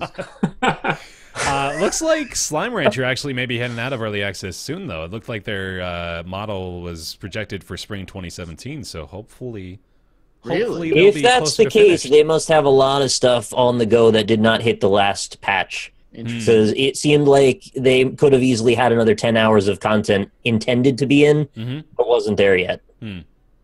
There were a whole bunch of missing areas and like things that looked like they were supposed to go somewhere, treasures that implied a thing, and I don't know. I'm very excited to play the final version, but I'm not going to go back to it until it's out officially. That's the way I felt when I left it, like, 6 or 7 months ago, however long it was. Like, there was a lot there. I'm like, this is awesome. I'm going to now wait. Like, I'm done. I did the 9 hours in one session. Yeah. I don't even think I took a break. I just kept going and going. That's insane. Because it has that kind of like Stardew Valley-esque feel of, like, consistent progress, making your ranch bigger and more effective and getting the rarer slimes. And it's just really fun. And it's adorable. Sweet. All right, and like we said, still in early access. It sounds like they're gonna hopefully be finishing it up soon, but currently $20 over on Steam. Slime Rancher. Cool. Let's talk about Rick and Morty, baby. Virtual Rick-ality. I picked this up on my HTC Vive yesterday for the cool price of $29.99. Finished the whole thing yesterday as well. Played it front to back, more or less. I really, really like it. If you like Rick and Morty, this is basically a 2 to 2.5 hour Rick and Morty episode in VR, where you're interacting. So like the gameplay itself is reminiscent of Job Simulator, where you get put into a lot of different positions where you have to sort of finagle with different contraptions. Like you're in the garage of the house, right? So for the most part, you're just wandering around in the garage looking at all of Rick's crazy gizmos and gadgets, playing with a bunch of different nonsense, and then the actual puzzles require you to figure out how things interact with other things, how to access certain areas, how to really just sort of open up the puzzles of the world. And I think it's I think the biggest issue people are having is the length of it, which is a little disappointing. I don't really know though, like where I am on this matter. Like I don't know how to really examine the value proposition of VR games right now, because I think it's a really unique situation. I think that $30 for a 2 to 3 hour VR game is a lot different than 30 hours for a 2 to 3 hour like narrative game or something like that, right? Like it's totally different comparison. It's kind of a supply and demand problem, isn't it? At the point we're at right now, there's just not enough experiences that are going to push that price down yet. Mm-hmm. And yeah, you're probably right about that. And that's sort of the assumption I made too, is that these are just going to naturally be more expensive because there's not a lot out there, and there's right. Just it's just very limited selection. However, this is definitely one of the better VR games I've played, despite the short length and despite a few weird issues that I still really can't determine whether it's just my equipment or if these issues are happening in these games. But there will often be like issues of item detection. So, for example, a lot of things will fall through cabinets or drawers. It's common to be holding something and all of a sudden have it freak the fuck out completely because you interacted with a cabinet or with a table in some weird way. So that'll happen every now and then. And it's also sort of frustrating because there are a couple of segments where you have to interact with like 4 or 5 different apparatuses right in front of you really rapidly in quick succession. Like there's timers going down for everything and you have to really quickly move back and forth. Like you're standing up and you're moving your whole body to get to these different points. And that requires a certain level of precision, and it's handled mostly well, but there are definitely times where you think to yourself, I don't know if that's what I really did there. But yeah, it's really polished though. It looks great. The animation in the game itself was really awesome. It really felt like I was there in the garage. And yeah, like I said, like this is just it's the easiest recommendation in the world if you have VR headsets and you like Rick and Morty. Like it felt like it looked very visually faithful for being 3D to the show, which I thought was cool. Absolutely, it did. Yeah, I was really pleased with that. Which, of course, you know, it's the guy behind the show, Justin Roiland, is the one actually part of Squanch Tendo with this, so that makes sense. Although this was Alchemy as well, I guess, was the one that was credited with the development here. So yeah, that's the Job Simulator guys. Yeah, Job Sim. Right? Yeah. So it looks like they were working together too. But yeah, I can pretty easily recommend it with those caveats of if you like Rick and Morty and or if you have VR. If you don't like Rick and Morty, this is a more interesting recommendation. I still think I can recommend it, actually, even if you've never watched the show, weirdly enough. Like, it's not like you have to have seen the show to play it, but you can play this, and it's a fun, weird sci-fi adventure that's very vulgar, but it's fun. How does it compare to Accounting to you? Because that also has the Justin Roiland same kind of comedy to it. This is going to seem weird. I don't actually. Okay, no, hold on. So Accounting is like almost as good as virtual Rick-ality, and is like only half the length of virtual Rick-ality. Like, wait, but I played Accounting, and there's like very little that actually happens in it. It's mostly just listening to voice acting with like occasionally moving something. Yeah, there's a lot more you actually do in virtual Rick-ality. Okay. So there's a lot more gameplay. There's actual puzzles. There's a whole bunch of different shit to interact with, and there's like a bunch of Easter eggs. Apparently, you can find Jerry somewhere in the game. I didn't know that, but I guess he's in there. And yeah, there's all kinds of shit to do.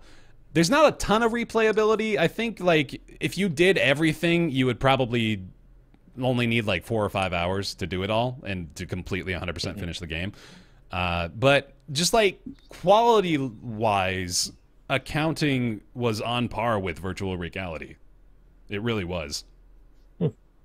Yeah. Other than that, it's $30. It's available on Steam and the Oculus. There you go. Virtual reality. I've heard that at least as of last year, the complete install base of HTC Vive was like 150,000 or something like that. And that is something that is very frightening to me. That is that high or that low? Because that's way higher than it was. Maybe this is like combined VR ownership then. Because I was like, I'm thinking about it and I'm like, we're in this period where everybody's like really optimistic about VR. Yeah. But who is going to make a VR game, or like not who, but how many people are going to invest like a lot of resources into making a VR game where if literally everybody bought it, your maximum revenue cap is like under $3 million. Yeah. Like, I mean, $3 million is a ton of money if you're developing it yourself. Yeah. Or maybe you have like a small team and literally everybody buys it. So I feel like we're in this strange position now where people are like, yeah, you know, if Sony will pay me, or if like Steam will pay me to make this game, then I'll make it. But yeah, I want to hear your it's got thoughts to be on that, more Joe. though than it's got to be more than 150 total, because if you think about it, and this is the reason people were so excited about PlayStation VR, is because of the install base of the PS4. Right, yeah. So I feel like you do have a bit of a chicken and egg situation here too, that people are looking for the system seller. Right. And people aren't going to buy the system without a system seller. That's why I was really surprised that the Vive wasn't coupled with an announcement like Half-Life 3 or something like that. Right. Because that would have, like, that's how they got people on Steam 15 years ago, was with Half-Life 2. They got me. So it's like, yeah, exactly. So it's like Valve is smart enough to know that.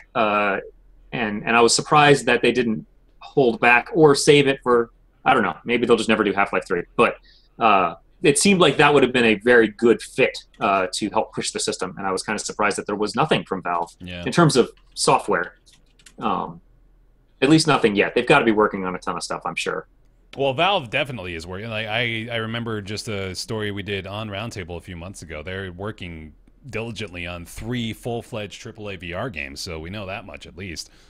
Yeah, it's got to be. They've got to be looking at it as like, how can we sell this system? Yeah, and in the meantime, you're just going to end up with the Vive 1.5, Vive 2. You're going to get better and better and better with the hardware, so that's not a bad thing. I figure we won't see an announcement for like one of their AAA games until like Vive 2 is about ready to go. Yeah, I think I tend to agree with you there, and I think virtual reality is like the closest I've seen to a AAA VR experience. You know, like it's very well polished. Everything in the game is done extremely well, and it you know, it's got like the clout of a pretty large property, so it had the ingredients, but it definitely needs a bit longer of an experience. It seems so trite to just say like make it longer, but like it felt a little I felt a little slighted by the end of it, because I was so into it by that point, only like 2 or 3 hours in, and then it's like, okay, you're done. Congrats. Good job. I think there's also the pressure of just, I don't think that most people want to play a VR game for many, many hours. Yeah. So they perhaps sort of tailor these to be a bit more bite-sized. I mean, it may also be a budgeting constraint. I don't know. But my guess would be that probably not many people are going to put on a VR headset and do a 25, 40-hour game. That's true, yeah. I'm thinking like the VR version of Abduction might have been the most AAA feeling VR game that I've played. And that wasn't perfect either, but it was pretty good. Yeah. Did you guys ever try the like Epic games, the Robo Recall and the Bullet Station? No. Which one is that? Robo Recall was it's definitely very pretty looking for, VR's limits. Yeah. It's pretty cool looking. I don't know. I don't have any VR kit, so I haven't been able to try it myself. Oh, but is this an Oculus exclusive? I do not know. And then they had another one a little while ago that was a train station shootout thing. They've done a couple of interesting VR experiences over the years, and I feel like they're pushing I don't know, like they're pushing an interesting like develop in VR mode, which is kind of neat. You can actually make games in a 3D in a VR mode, which is kind of gimmicky, but also kind of cool. And I kind of want to live in that future. Yeah. So I know that's the thing that tempts me as a developer. It's like now I'm starting to see sculpting programs in VR. I'm like, I would love to do some sculpting in VR. Have you checked out Tilt Brush at all? No, I want to. I've seen it, but I got it was on sale the other day. It's wonderful. It's a great program, yeah. I would love to mess with Tilt Brush. There's a sculpting program I'd love to mess with where you can get like really zoomed in and like, oh, man, it seems like a really cool way to experience creative outlets, I guess, in new ways. But yeah, I haven't gotten a chance. I've messed with a lot of different VR demos at like trade shows or at friends' houses, but like not enough to really be on full board with it yet. Sure. Cool. All right. But if anybody wants to send me a kit, then I can. That is Virtual Rick-ality. It's $30 on Steam right now. And last but not least, it's Flinthook. Anybody want to take this one? Mathas? Flinthook, yeah, sure. Flinthook is a new roguelite that's more akin to Rogue Legacy. Again, is perpetual advancement. You make every run makes you more powerful. You can go buy things in the black market between each runs that make you more powerful for the next run, et cetera, et cetera. It's like you're like a space pirate thief that goes into these ships and steals things and is like hunting a bounty, which ends up being the boss of the run. It's 2D. It's like an action platformer. And it's good. It's not great, I think, but I really like it, and I'd say it's good. A lot of the reason I think it's good has to do with its controls and the way it presents everything. It is a very good-looking game, but it also kind of dies by that sword and making everything too busy and makes things hard to distinguish. Mathas, would you say that the movement in the game is specifically the hook? Good one. Thanks, man. No problem. Top. Actually, yeah, I would say the movement is actually really, really fun because you have this hook, and there's in each room you're like swinging from like hook point to hook point, and the movement is very fluid, very responsive. The issue with the controls is that I find that on the controller and keyboard and mouse, each one you can play it with, they feel adequate on each one, but they don't feel good or great on each one. There's like problems in each control scheme, and it doesn't feel like the game was designed specifically with one or the other in mind. Even with the sniper upgrade, Bear, that you told me about and I got last night, it doesn't fix the issue because a lot of if you're playing on controller, aiming is done with the same joystick that movement is. And when you get the sniper thing, what you can do is you can root yourself in place and aim. But a lot of the rooms, there's a lot of bullets flying around, so if you root yourself in place, you're gonna get hit, or you're gonna end up like it's almost like a death sentence. It's gonna cause damage, and so it's not really a smooth fix. Whereas keyboard and mouse, you have the ability to free aim as you move with the mouse, but the reticule is so hard to see and all the shit that's going on, and the reticule moves really fast with the mouse that I find it difficult to aim with that as well. So I don't know, like it just doesn't feel great on either one. Here's a question for you. Do you think that the problem then would be controls or level design? Like could the level, because I only played the earlier levels and I thought the movement was great, but I also felt like maybe the level design could have been built around the hook, like giving you more time to walk towards a hook that you then fire at. Yeah, that might be the issue, is that level design could use some tweaking. Because when you are hooking around too, there's not enough fine-tuned control over where you're flying. Well, but there's a slowdown mode. Yeah, that lasts like half a second. Though that's the issue. You upgraded that as you got further. I haven't. Maybe you have. Maybe you do, but I haven't yet. And the slow-mo mode doesn't last that long. It lasts long enough to get you through the things that you need to slow down for. And I was saying that through the couple episodes that I do. I'm like, I feel like I need to be using the slowdown mode, but every time I use it, it doesn't last long enough for it to be effective. I just saw that as like the logical piece to the puzzle that fixes that problem, which is why when I heard you saying that, I was like, oh, well, they must have thought of that. Maybe they did, and maybe it is later on. I just haven't gotten it yet. But I do like the game a lot. That's the thing. Like it's a really good game. It just the imperfections kind of jump out to me. And another thing I think we're talking about as well is because everything is so in your face, gorgeous and bright and colorful. There are certain things that are hard to see. Like there's a whole room that is just spike traps everywhere. But first time in through, I was like, I didn't notice like the gray metal bar that represents spike straps because it just doesn't stick out enough. The game's kind of low contrast is the thing. Yep. It's gorgeous art, though. Like, I've been a fan of that artist for a while, and I think it's Dom2D on Twitter, and he's fantastic. He or she, actually, I don't know if it's he or she, but they're fantastic. I've every once in a while, a new GIF will be posted, and I'll be like looking at it and be like, oh, awesome. This was when it was in development still. So I can hear what you're saying about the artwork feeling busy because there's so much gorgeous things to look at. You begin to lose your sense of depth between the background and foreground, or what elements are important to pay attention to. The priorities, I guess, are an issue. It's like a lot of the just little like stuff laying around in each room you can actually break and there's money in it. But I didn't realize that for a while. I didn't realize that it's stuff you could bust open because it looked like it was part of the background, and I just thought it was there. But no, actually you can break things open. There's money in them. Difficult sometimes to actually find your character on screen too. Weirdly enough, it's a lot. In the more cluttered rooms. And the targeting reticule is just this tiny little red like blinking thing. It's not bright enough. It needs to be brighter. I really enjoy the movement. Weirdly enough. To really contrast with your opinion, Mathas, but like the hooking itself is really satisfying, and the more I play it, the more I begin to realize, oh, I could get really good at this. Like I think that's what I thought too. There's a pretty high skill ceiling, right? At least it seems like that. It felt like it had that sticky, like that's right, that feels good. Yeah, definitely. Feeling about it. I thought that as well, but I've only played the first 15 minutes of it, but.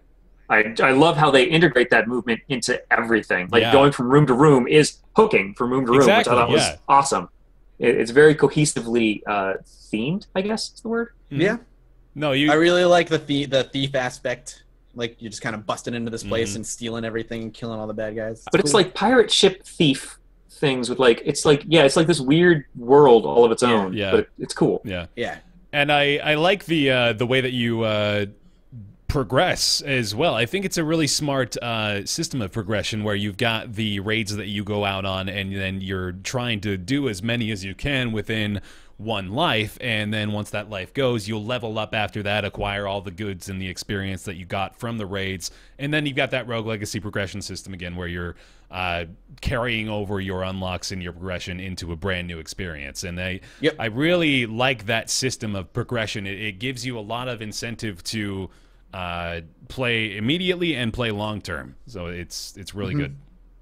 And I agree with you, Joe, in that the traversal between rooms also is fun, which is such a little thing, but it's like I like really quickly zipping from room to room when I know where I need to go. It's like bam, bam, bam, bam, bam, bam, bam, I'm there, and I really like that a lot.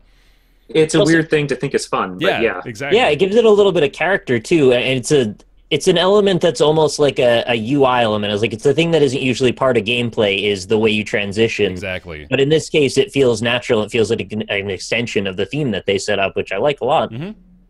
And being sort of a connoisseur of, I think, platformer controls, even in the little few minutes I spent with it, it feels so smooth. Yeah. Like, I just want to move the character around the screen, which is like, that's a good sign. Definitely. That means I'm going to spend some time with this, figuring it out. That's like... I look forward to playing more. It's maybe a little presumptuous to say, but like without that being extremely good, it's difficult for me to play games like this. Like for the 2D platformer genre in general, you've got to nail the controls. You have to. Oh yeah. What's funny though is your love for Spelunky. The controls in that are a lot less accessible. But I guess once you get them, you get them. Yeah. Is that kind of? Well, I mean, yeah, I can. I don't know if I agree with that, but I can see that, like, well, for me at the start, it wasn't that I was having an issue with the controls, it was having an issue with the enemies and with the environments, and just having to learn those. I never really remembered struggling to adapt to the control scheme. I think I did. Did you? Spelunky? Yeah. I think, well, two things in particular. One was that the jump height didn't feel quite natural. Once I got used to it, it's fine. But it felt a little bit different from what I was expecting and a little bit slower in terms of the gravity taking into effect. But then the bigger thing was, and this is actually, I think, implemented on purpose, was the amount of overhang you had before you'd fall. And that would catch me a lot for the first 4 or 5 hours I played Spelunky. It took me a long time to get used to, and once you did, you did, But learning how far I could push over an edge before I fell is pretty important in that game. Yeah. Right. And so it would constantly be something that was a struggle for me with Spelunky early on. Now I shouldn't say I've only played, but I've mostly played the Vita version, and that may also have some bearing on this. But I love the game. I think it's fantastic, but it did take me a couple of hours to feel like I was actually feeling the controls for Spelunky. Yeah, sure. And once you dig in with Spelunky, like, it's in. It feels right. Yeah. But it takes a minute to get to that moment, because it's not exactly implied. Like, you're not going to be able to tell by looking at it what degree of air control your character's going to have, how fast you're going to fall. Yeah, everything there makes sense from a gameplay standpoint. I can see exactly why they did it. It was just to make a better game, the introduction for new players who were not used to that movement was a little bit rougher, but not that rough. I mean, it certainly was more polished than the older PC version, older free version. Whereas Flinthook, I felt like I immediately was ready to go, like the second I started it up. Yeah. So. No, I may be a bit too far removed from my beginner's experience with Spelunky now to be able to really properly remember what that was like. But definitely with Flinthook, I felt that connection right away. So, yeah, it's good stuff. Anybody else want to talk about it? $13.49, currently on sale, available on Steam right now. I recommend it, yeah. It's a good game. I think you should check it out. I think I'm going to play like a few hours of it after the show today. Do we know anything about the long-term scale, like how big it is? I don't. I have no idea. Yeah, me either. I'm just curious. Just hoping. Yeah, I'm definitely going to be making some videos on this, actually, too. So, here we go. Flinthook. It's good stuff. It's on Steam right now. And that, in a little bit of a longer show today, is going to take us into everybody's favorite segment. It's Ask Roundtable. Ask Roundtable, the weekly segment where you send your questions into roundtableyt@gmail.com. Mitchell asks us, do you remember the first game you bought with your own money? Do you still play it? Was it worth the investment? Was it worth the investment is my favorite part for sure.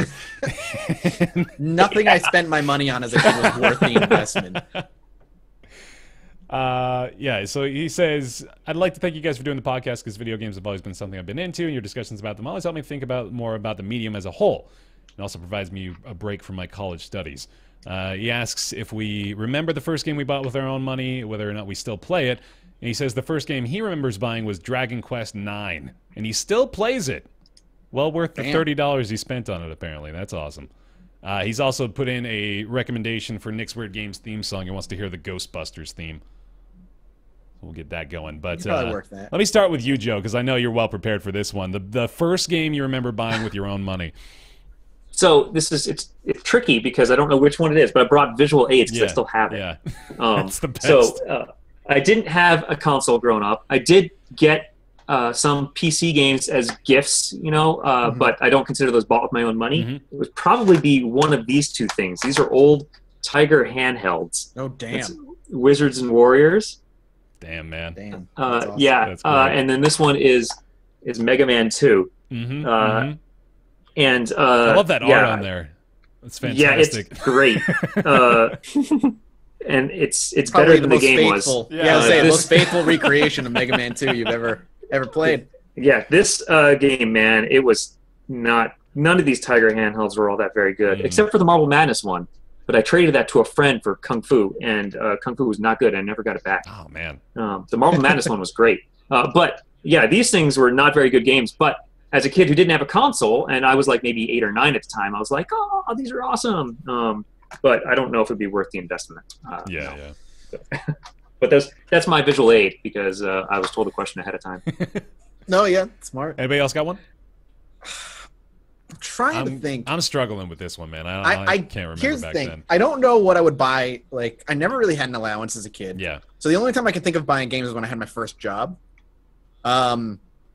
My first real job as host at 15 or 16 years old at Applebee's, of course. Yeah. And I never saved my money. Whenever I got my paycheck, it was the day of, be like, Dad, bring me to Best Buy. I want to buy a video game. So I just bought so many games. But like one of the first ones I can remember buying is like the original Ghost Recon for the original Xbox. And then I remember playing that and loving the hell out of it. But yeah, I just blew all my money. I never saved any of it. I just would go and buy 2 or 3 games with my paycheck and go home and play them for a week until I went and bought new ones next week. So but Ghost Recon, I guess, would be the first one I can really remember. Yeah. How old were you again at that point? Like 16, probably. Because I think that's what you're supposed to do with your paycheck when you're 16. Yeah.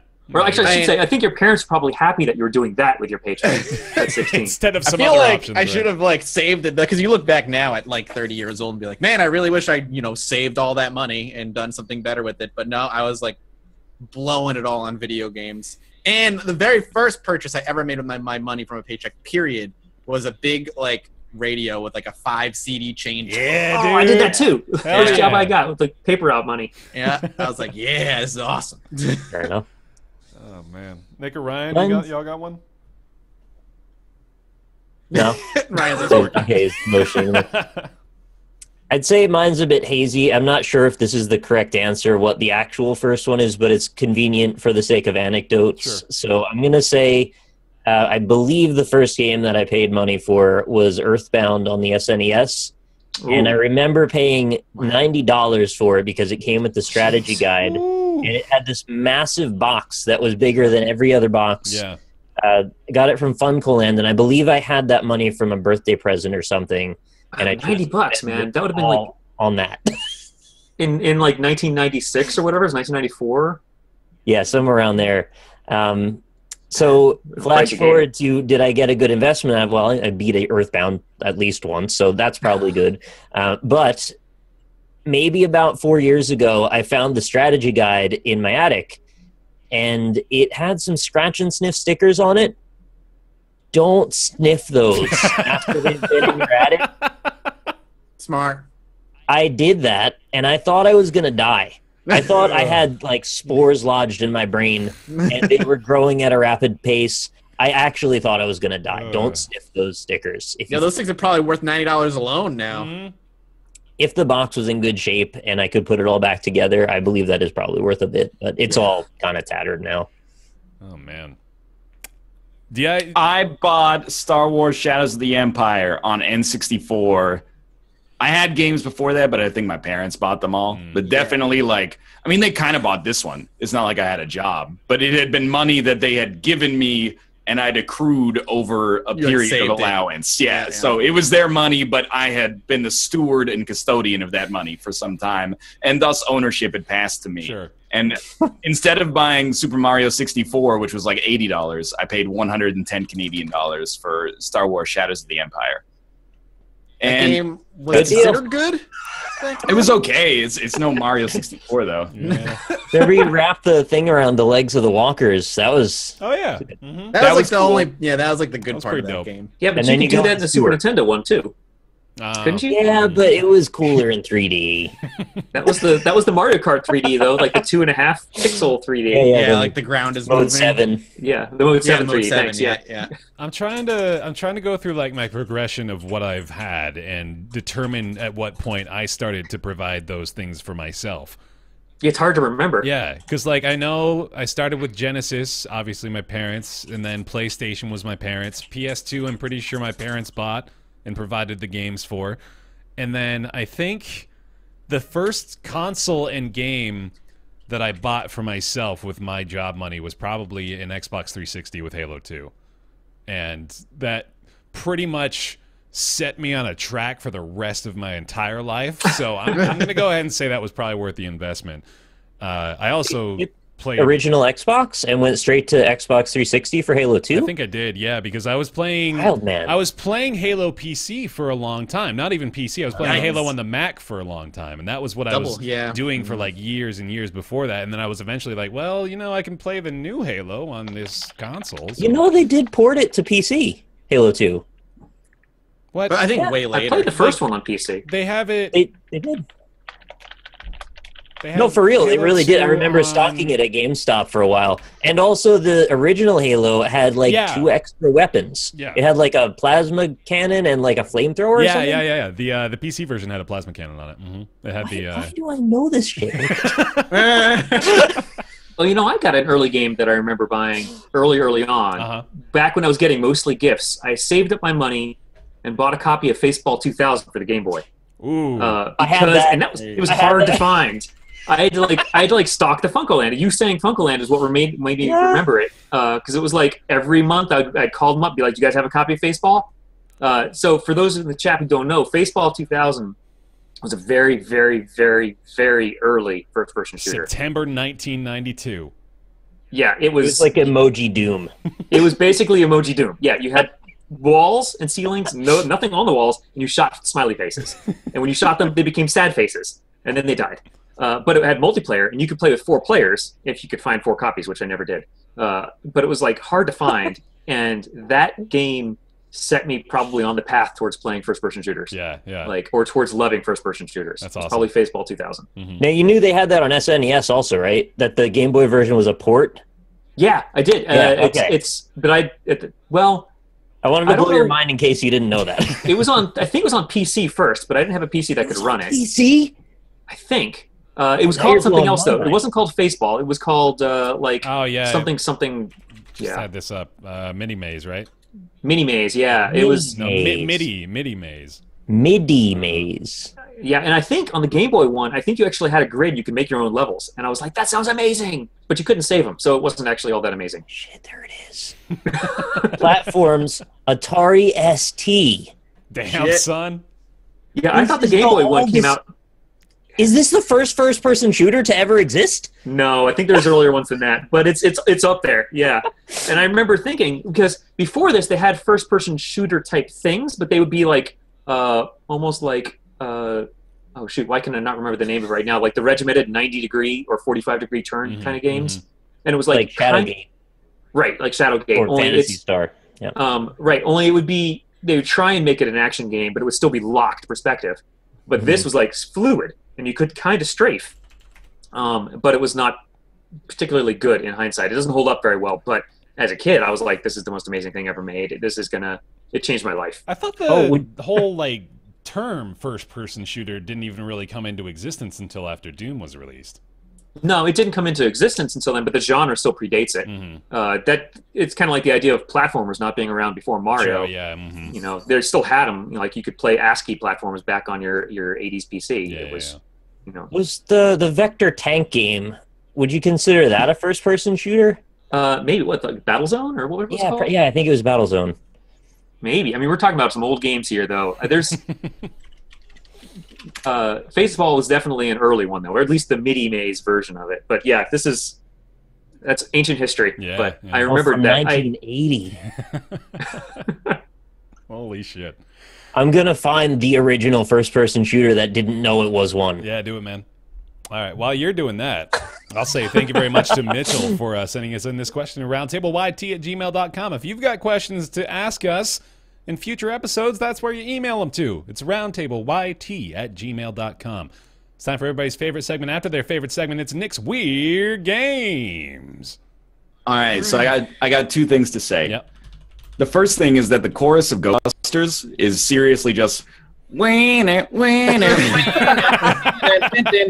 So like that part, you're just gonna have to bear with it, I suppose. Sure. I got a 2-verser here, and it's also it's a call and response. Okay. Because, you know, in the original Ghostbusters, it goes, you know, if there's something strange in your neighborhood, who are you gonna call? Nick's Weird Games. Nick's Weird Games. Oh, you got it. All right. We're there.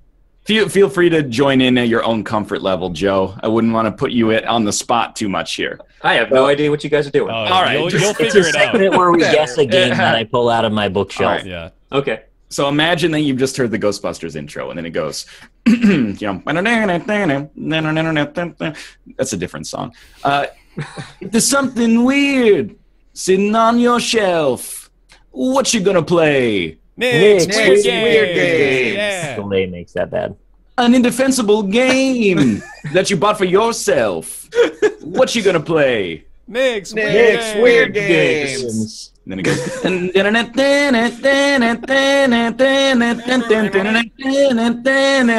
I am playing those games.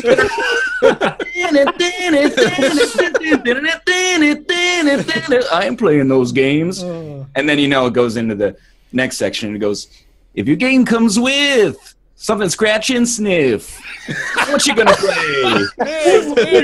Weird games. Just recuse yourself if you catch a whiff.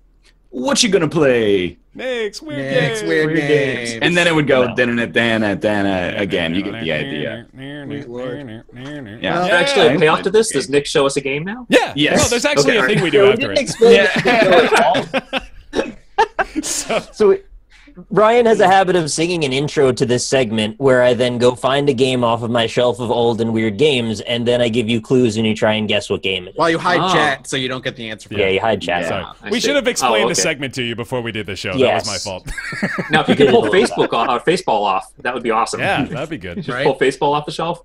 I didn't, With- but it's back there somewhere. With you here, Joe, I think our chances of success have gone up astronomically, so I'm Well- pretty excited about that. With you. Oddly we got. enough, for today's episode, I happened to pick a PS3 game, so it almost doesn't matter. All right. You all have an equal. Equal playing field. Here Equal we go. chance. Yeah. Is it Lair? It's Lair. We did Lair already. It's not going to Damn be it, Lair forgot again. about that. So today's game, as I said, a PS3 game developed and published by Sony Online Entertainment, was released in November 2006. Obviously, we don't no Googling here, too. Mhm. Vanguard. It is a hack-and-slash action role-playing game with both single and multiplayer, and was touted as having important multiplayer to its functionality. Important multiplayer. It was a big selling point at the time, is what I'm trying to say. Mhm. So feel free to take guesses at any point if you want. I think I know someone who worked on this. Wow.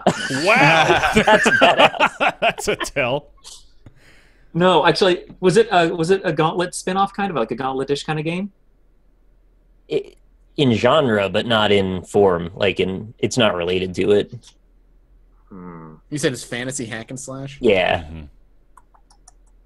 I can give you a few more here. So characters. This actually makes it sound a lot more like Gauntlet when I read this, but it's still not. There's a warrior, a mage, and a scout. Okay. Hold on, those are I'm your looking three. up my friend's resume, and we're going to see if this is actually... 3 character classes. It did not fare particularly well in reception, unfortunately. Like most Sony Online Entertainment games. It was a mixed Untold bag. Legends. Is it Untold Legends? Do you have a full title? Do you have a Wait, full title? really? There's multiple Untold Legends games. Oh man, well, I'm looking at my friend's resume. Literally, he just says Untold Legends. All right, That's so all I got. Do we need a You got subheading it, you now? got All it, right. I wanted Hey, to be- well done. Good job. Oh, Dark Horizon. That's it. I think that's it. Or Dark Kingdom, rather. I actually really like this game, and I know it didn't get a fair shake. I remember that. I remember It that was cover. like the only Diablo-style game that existed in the early life of the PS3. The official name, by the way, for audio listeners is it's Untold Legends Dark Kingdom. Again, released in 2006. Hack and So- slash, 1 to 2 players online up to 4, so you could actually do local co-op as well. Was that cheating for me to look up my friend's resume because I thought it was I mean, familiar? You know, with Unprecedented, no. with your position, Yeah. I think we give you a pass on that one. You're okay. Primary sources are allowed. Chat doesn't seem to like it. I don't know. Maybe it's a matter of opinion. I like that it had physics-powered combat. I thought that was kind of fun and unique for the time. Maybe novel would be a word I would use. Important multiplayer. Yeah, it was the only one you could really do if you want to play like a hack and slash online with your friends. Mhm. And it was around the launch window for PS3, so that kind of counts too, right? Yeah. Why not? All right. Anyway, count that as a win. Yeah. Thank you, Joe. Well done, Joe. And I didn't realize there were multiple Untold Legends games. Yeah, it first came out on PSP, and then was eventually somehow landed here on the PS3. Well, he was working on the PS3 version. He was one of the environment artists, so talented artist. Mm. But anyway, Cool. All right. Well, Yeah. ladies and gentlemen, we've reached the end of yet another episode of Roundtable Live. Thank you very much for watching. We really appreciate it. Joe Mirabello, thank you very much for joining us today as well. Where can they find your stuff on the internet? well, there's actually I would love if you guys all went over to mothergunship.com. There's a lot to see there about Mothergunship. There's dev blogs there that we're posting. We're going to post another one up on Monday about the crafting system, actually, as well as links to Facebook and Twitter and such. Also, if you go to the Steam page, you can actually wishlist Mothergunship right now, which is very handy because Valve looks at wish lists for important metrics and stuff, even if the game is not going to be coming out for a while yet. So please do wishlist the game on Steam. I would be very grateful. So yeah, those are the two big things. You can also follow Mothergunship at Twitter if you'd like. Mhm. And I think those are the links that my colleagues wanted me to spit out. So yeah. Awesome. You've met your quota. Well done. I did, but thank you very much for having me. This was a blast, and, Yeah. and mothergunship.com. Hell yeah. That was great. Yeah, thank you very much, Joe. It was a great show. Appreciate you being here. And thank you all for being here as well, for joining us, for watching here on twitch.tv/Roundtable Podcast, which is where you can find us every single Friday from 3 o'clock to about 5 o'clock Pacific Standard Time. You can follow our show here, of course, on Twitch. And you can follow us on Twitter at RoundtablePC to be notified when we go live over there as well. You can watch the show VOD either here on Twitch if you're a subscriber, or you can watch it for free over on our YouTube channels. That's BaerTaffy, RockLeeSmile, and MathasGames. And you can go to the show discussion subreddit, that is roundtablepodcast.reddit.com, if you have any comments or questions or concerns about the show. Quick note for the audio listeners, I'm aware of the fact that the file format is causing some confusion and some issues, so I'm still working on that actively, trying to fix all the little problems with that. So bear in mind those. Bear in mind. Yeah, all right. I said it. You did it. You made the joke. Yay. You tried to stop yourself, and it was too late. Yeah. You did it to yourself. Oh, Box Tomo. Hey. Tomo! And you can go over to patreon.com/roundtable. Hey, we're at $999 on Patreon. What? Thank you all very much. That's awesome. Thank you very much for the newfound support over there on the page. We really appreciate it. Those of you who are pledging anywhere from $1 to $20 to $40 a month, thank you all very much for your support. We want to especially thank those of you pledging at that $20 tier and above, which include Julian Avelsgaard, Jonathan Graham, John Kalchik, Scrotty119, Thomas Games BR, Jakar Sampson with a dance number, Kolnar, Sahoa, Jamie Tinsley, Joseph Boss, Penn Gillette, Michael Bush Larson, Talks to Wall, TJ Majesty, Chaos, sponsored by Toast Hat Theorist, Colby Klein, Greenlight, Oren Saltzman, Christopher Flagg, Eric Schooley, Brizzle Rip, Positron, Myth Scarab, Mediocrities, Justin, Smurfette, and Logan Ray. Thank you guys so much for your continued support over on Patreon. Really, really appreciate that, and thank you all very much for watching this episode of Roundtable. We'll be back next week, same time, same place here on the channel. Thank you for being here, and we will see you then. Goodbye. Goodbye.